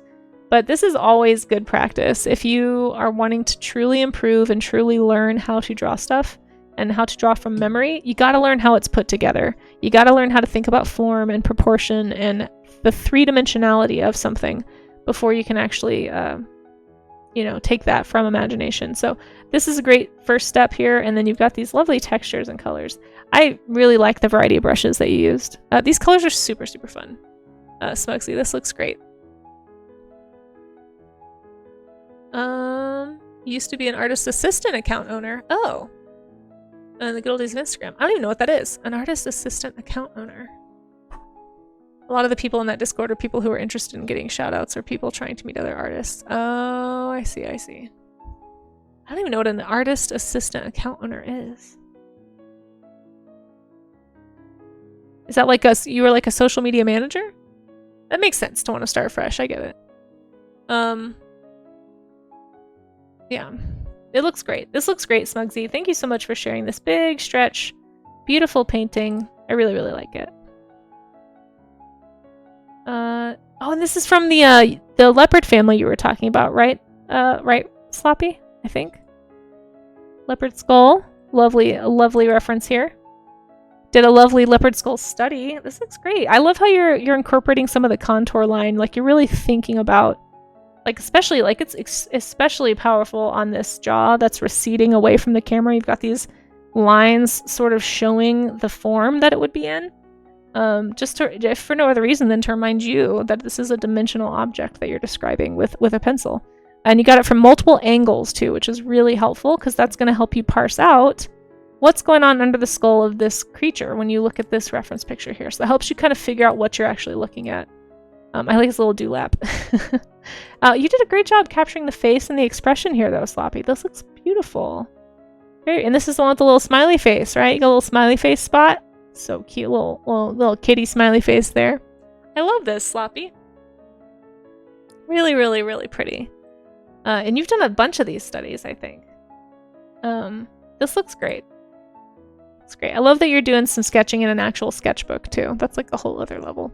This guy was old. Yeah, you can tell. You can tell from like the sagging jowls and the... Yeah, he just kind of looks a little older. He looks a little rough around the edges. Got some scars and stuff. Still a very beautiful animal, and you captured a lovely portrait of this pretty kitty. Thank you so much for sharing. Oh, and we have another one. So here's the reference. Oh, got a little snack. Got a little snack going on down there. Oh, this is so cute, Sloppy. Fantastic. The picture was shortly before he passed away. Aw. Not old, wise. Yes, there it is. It is very sketchy behavior. Indeed, Eloden, indeed. I see what you did there. I see what you did there. This leopard was famed for her perpetually angry face. I guess I can kind of see it. Oops, hold on one second, guys. I gotta fix something. Ah. One sec, BRB.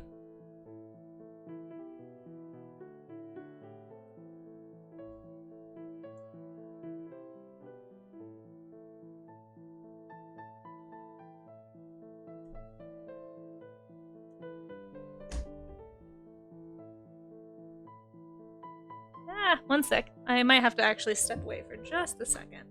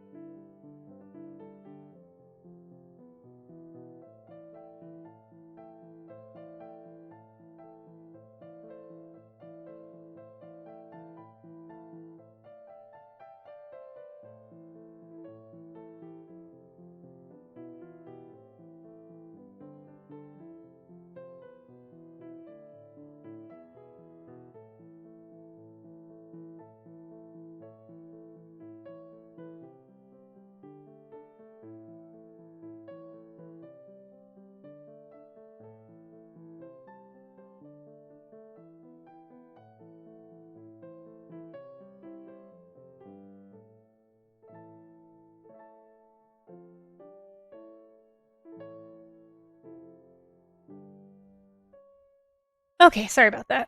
All right, back. Let's look at the next one. This looks lovely. If I didn't say that already, I think I did. I do love the backstory, and I'll have to look up that family of leopards you were talking about. Really, really pretty. Actually, it seems like a lot of people really got into the leopard theme. I didn't realize we were all so interested in leopards. We'll have to do more specific animals like that in the future. This one is from Dusk Shadow Fox. I think Dusk does stream. So we'll get you a shout out here, Dusk. Oh, thank you, Rue. Wow, you're so fast. I appreciate that. Thank you. This is a lovely structured drawing. I really, really love the way that you did this, Dusk. And I like that you showed this. Do you guys see? Dusk did multiple passes, like multiple different studies before picking one to kind of blow up in color. This is so important sometimes, because sometimes, not always, but sometimes your first pass is just not your best pass.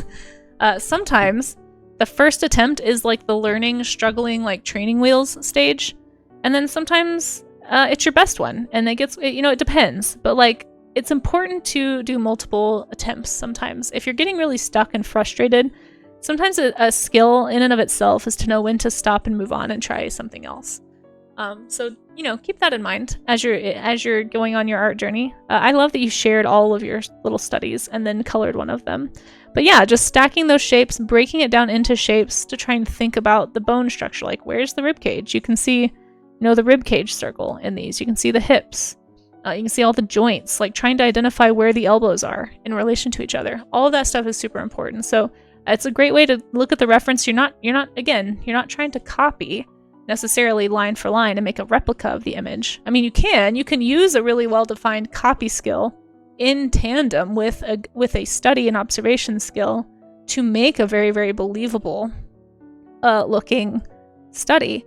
But the purpose is to understand the form of what you're drawing. That's the purpose of a study. You're asking yourself questions. You're trying to say, okay, like, what's the lighting doing? What are the shadows doing? Why is the paw here instead of here? What is that telling me about the foreshortening of the animal and like how it's moving? How are the muscles moving? Like, all those things are things you ask. And I think you did a great job. I also like that you did it in a red color, like doing a monochromatic study, like picking a color and making that your color to do the study with. Very, very fun. Very, very eye-catching. Looks great, Dusk. And make sure you guys go follow Dusk if you aren't already. Really, really good shape practice. Yeah, exactly. Leopards are cool animals. That's true. They are really cool. It's a very charismatic creature. Here we have one from Klim. Again, breaking it down into shapes is another fantastic way to kind of apply yourself. And try to remind yourself that what you're looking at has form, has structure. If you struggle with thinking about it that way, drawing out the shapes, drawing out contour lines can really, really help break the habit of copying. Yeah, very fun. These look great. Love that you broke this skull especially is really fun. I like that you're thinking about the planes, like this part makes a triangle and that's facing forward, and this part is facing at a little bit different angle, so it gets its own plane, and you're kind of trying to find the planes inside of each part of this animal. Very, very cool to watch, Klim. I hope that you're enjoying your studies. They're looking great. It's really fun to see. I don't think Klim streams. No, I'm not aware of Klim streaming. Klim, if you watch this and you are a streamer, let us know. I'll be happy to shout you out, but I don't think so. You thought it would be cool to compare your first shape breakdown. Yeah, it is really cool. It's very interesting to see. Yeah. Thank you for sharing all of the process, too. Honestly, I think that's one of the most helpful things about the art gym is when people show their struggles and their different passes at stuff. Sometimes it's discouraging, I think, when you feel like you're struggling and nobody else is. But remember, we're all here to get the... Where is it? We're here to get the bad drawings out, right? That's the whole point, is this right here. Get the bad drawings out. So we're all just kind of mutually acknowledging that we're here to practice. We're here to study. We're not here to... Probably not going to be making perfect images, and that we're going to be improving over time. So thank you all for sharing your process. Hey, this reference picture looks familiar. Very cool, Maze. I like your version of this much better than mine. You did a great job, really, with the foreshortening of all those little fins and really like breaking down and analyzing what's going on. The anatomy in the face is fantastic.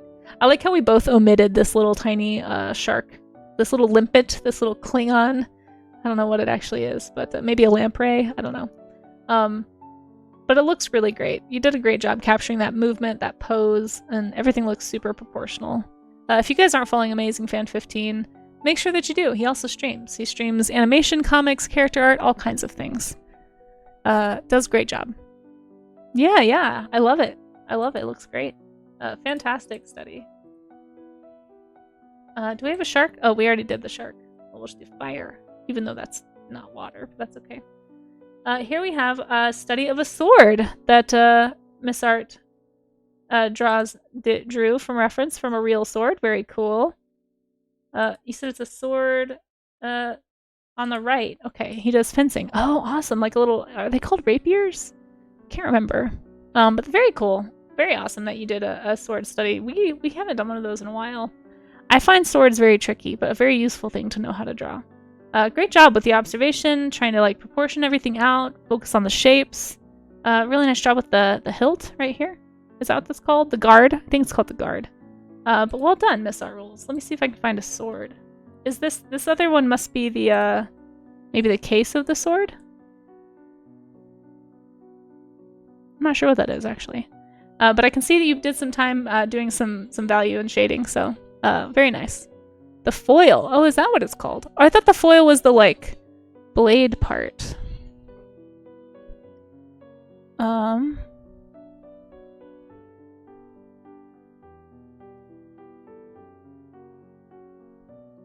Interesting.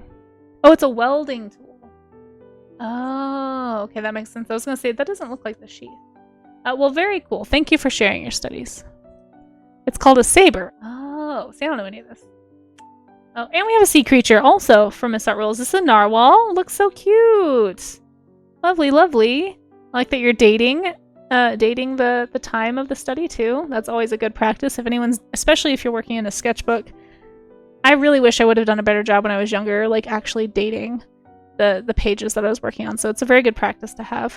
Again, lovely, lovely job. Very cute. Nice proportions. It's been really fun watching you progress and share all your sketches and your work with us, Miss Art Rules. Let's see. Do we have a we probably don't have a narwhal. Yeah. We'll just do... Oh, they don't have porpoises either. We'll just do a dolphin plus a unicorn. There we go. That's my reaction. Gotta go set up and clean up for funeral. Oh, I'm sorry, Dan. Well, have a good rest of your day. And I hope that goes okay. Thanks for hanging out. I appreciate you.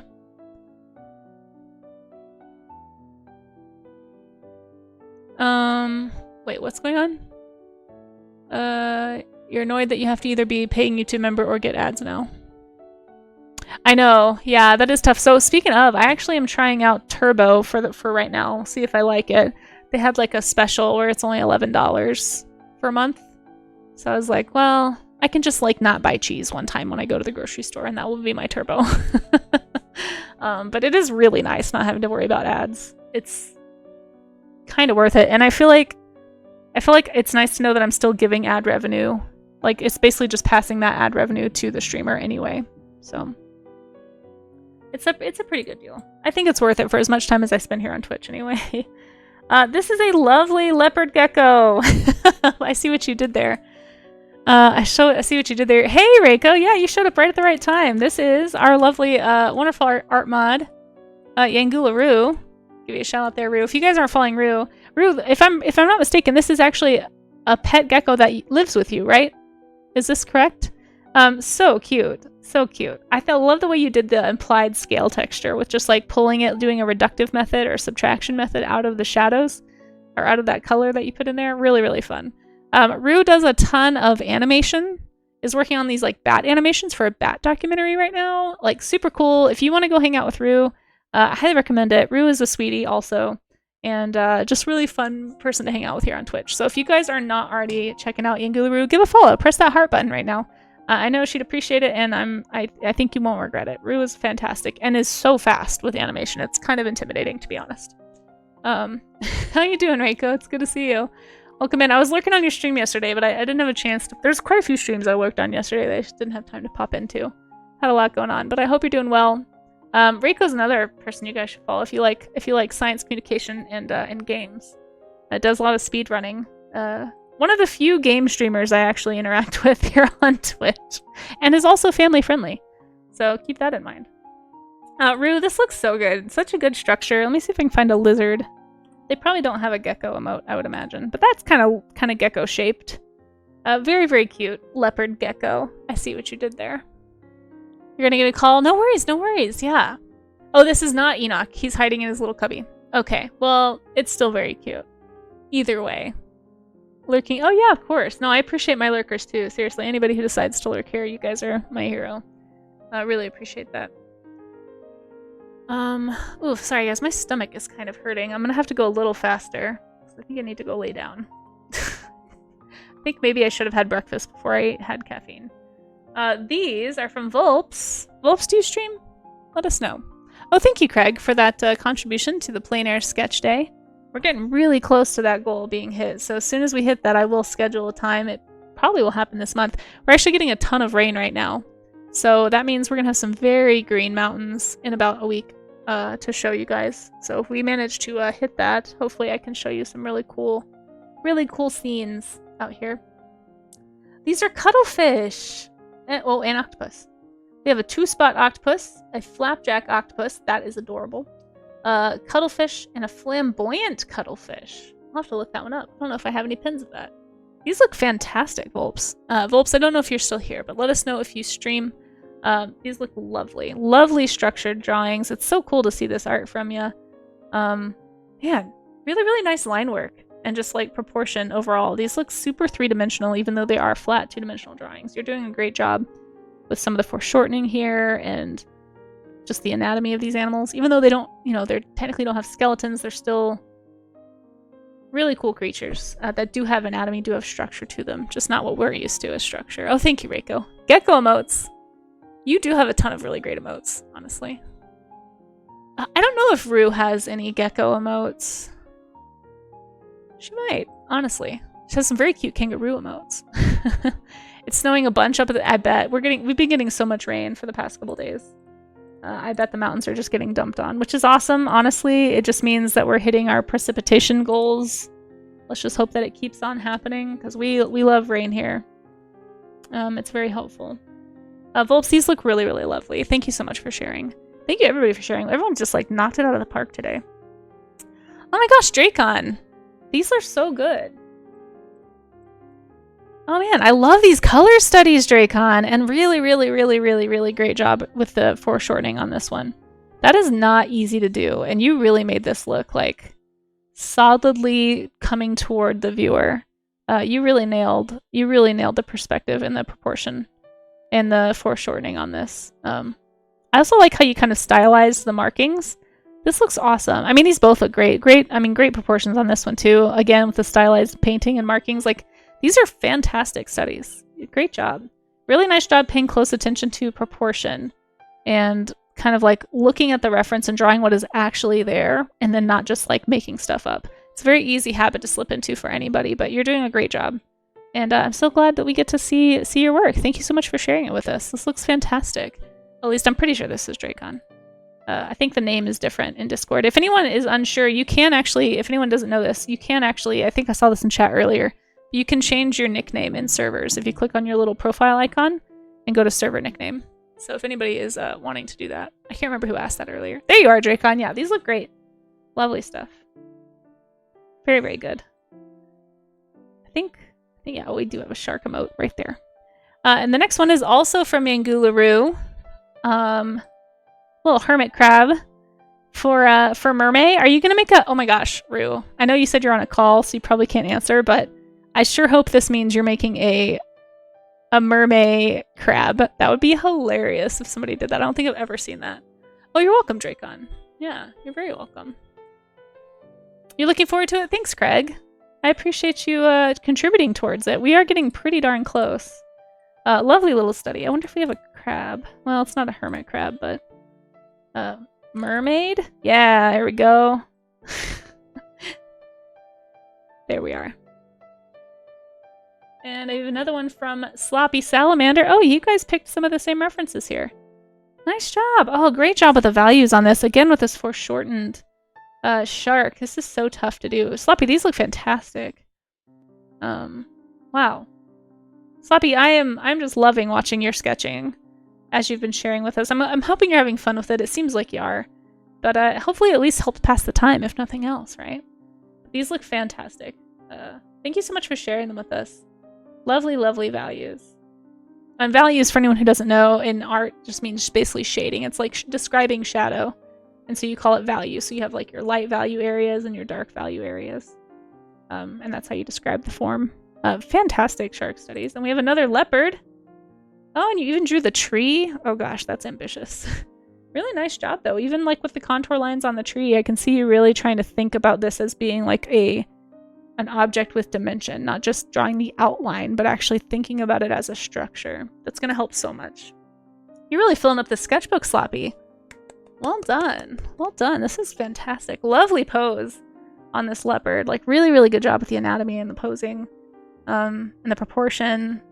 And again, just the dimensionality. Like, you're really nailing the structure. Like, it feels structured. You know? This looks great. Yeah, this looks awesome. Great textures. Lovely, lovely stuff. Charlie's Dragon. I know. Everyone's killing it today, right? Charlie's Dragon? Yeah. Beautiful stuff. Let's see if we have a cat. I know they don't have a leopard one, but we can do cat. We can do shark. Cat, shark. These look awesome. Central made a cuttlefish mermaid and an anglerfish mermaid. Oh, nice. I've never seen a crab one. Yeah. Hermit crab mermaid would be hilarious. One more uncolored study of a sand tiger shark. Nice. Oh, nice. I like how this has a little bit of a stylized feel, but I really like it. Yeah, nice job paying attention to the details of like how the teeth are stacked, because this can be kind of overwhelming to look at. That upturned nose, the kind of the line, the implied line created by the two different colors on the body. This placement and structure of the eye, it's like slightly bulging. Yeah, this looks great. Lovely studies, Dracon. Thank you so much for sharing them with us. It's very weird hearing this song and it not being the Weird Al cover. Oh shoot, I have it left on the wrong part of the playlist. I didn't mean to keep having us listen to the same 5 songs about water over and over. But this, whoever did this, amazing. That was an amazing emote. Well done, Dracon. These look great. Oh, and we have the speed study from Dally. Last one up here. Dally, great job getting that done quickly. I do know that Dally streams, is getting back into streaming. So make sure you go follow Dally. Lovely little 5-minute study. Sometimes, you know, it's really nice, though, to time yourself, because then it kind of forces you to pay attention to structure. So if anybody is like... Oh, it's hard when you're a beginning artist to know what to do with that. I remember when somebody first told me that, I was like, I don't even know what to do with that. But if you think about everything as having structure and shape, then when you do something that's timed, all you're going to, if you just look at what Dally's actually doing, just blocking in those big shapes, blocking in these shapes, it's a lot of blocking. And actually, like, timing yourself can actually help train your brain to focus on shape rather than copying. So again, if you are somebody who is struggling to draw without a reference, you struggle not to copy the reference, and you're not really learning from it very easily, it's probably because you're not thinking about form as much. You're not thinking about the dimensionality or the shape of what you're doing. So you might try doing a timed, maybe a 10-minute or a 5-minute. I think 5 minutes is good because it's not too short where you feel like you couldn't do anything, but it's not so long that you're tempted to like take more time than you actually have. Sometimes I work up to 5 minutes. I'll start with 30 seconds so that my brain can get used to how short that is, and then go 30 seconds, 45 seconds, a minute, 2 minutes, 5 minutes, and just do some quick gesture studies. It's a great practice, but this is first of all, a very colorful shrimp. And I love the study. You really captured the shape, you captured the dimensionality of it, you captured some values. You got a lot in there in 5 minutes. This is very impressive. Really great stuff. And Dally, I'm honored that you spent your one daily drawing here with us. Don't always time myself formally. Yeah, same. Sometimes I just go as fast as I can. But I think when you're first starting, it's helpful to set a timer, especially those short timers, just so like even 30 seconds, just so you can realize how quickly 30 seconds goes by. And even if you don't finish the whole drawing, it kind of shows you where you might be spending too much time. So like if you time yourself for 30 seconds and you have a very small drawing that you're trying to work from, but you only get like this much of it done, it shows you that maybe you're being too precious with and not focusing on shape and gesture and movement, because those are the things all you really have time for in a short timed study. So, well, thank you everybody who participated today. I am going to, oops. Oh, well, at least I did that all in one layer, so I can just like copy and move it. Nope. Not trying to crop. That's not what I was trying to do. Jeez Louise. Let's try this one more time. I'm going to take a screenshot if I can ever figure out how to get this over here. And I'm going to put this in the Discord. There we go. Okay. Oh my gosh, this song. not heard this in a long time. This is from my time period of life where all the music I was discovering was all coming from Dragon Ball Z music videos. So, just be aware of that, I guess. Where is this image? Oh, alright, that's just going to be there, I guess. So I'm going to take a screenshot, I'm going to put this in the Discord, and then anything that is posted after this image is what we will look at on Monday. So if you would like to participate, or if you are still working, please don't feel like you have to rush. Definitely want you to get what you need to out of your study. Save that so I don't lose it. And post it right here under Dally's, and this will be mine from today. There we go. And now anything that's underneath that is what we will look at next week, okay? So just real quick before we head out, next week, what are we doing?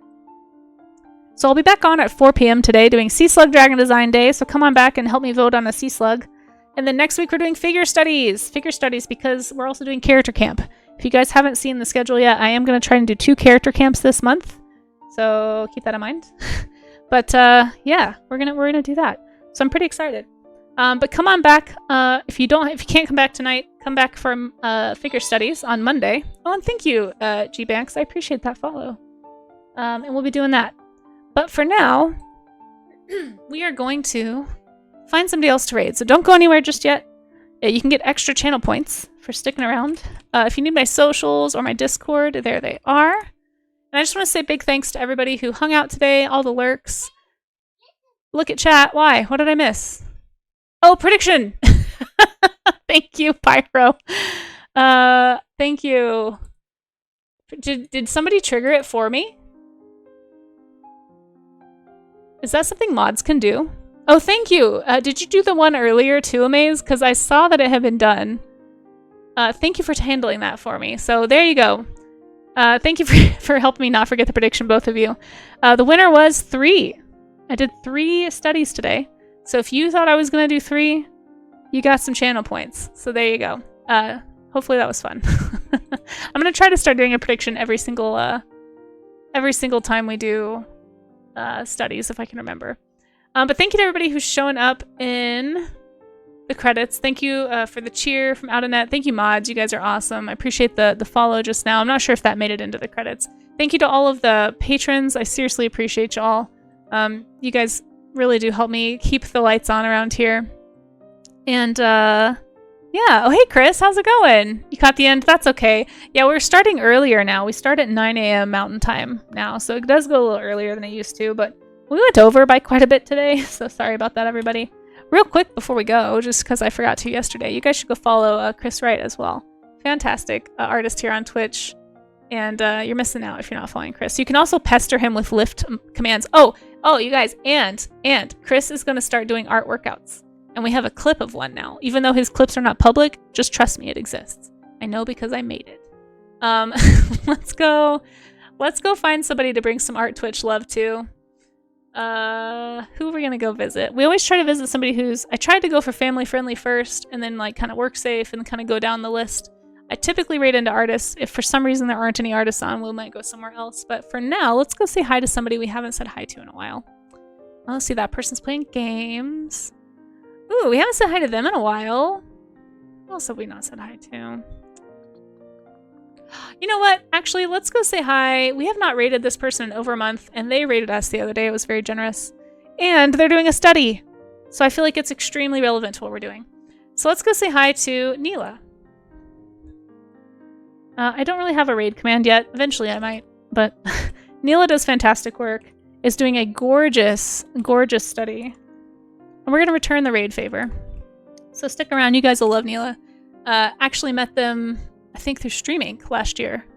So very, very fun time. But yeah, I'll see you guys later at 4 p.m. If you want to come back, I'll be back on at 4 doing some Sea Slug Dragons. So come on back if you'd like to. But for now, let's go say hi to Neela, and I'll catch you guys later. Yeah, you should make them public, Chris. If you need help, let me know. Or I'll see you guys over there. Bye-bye!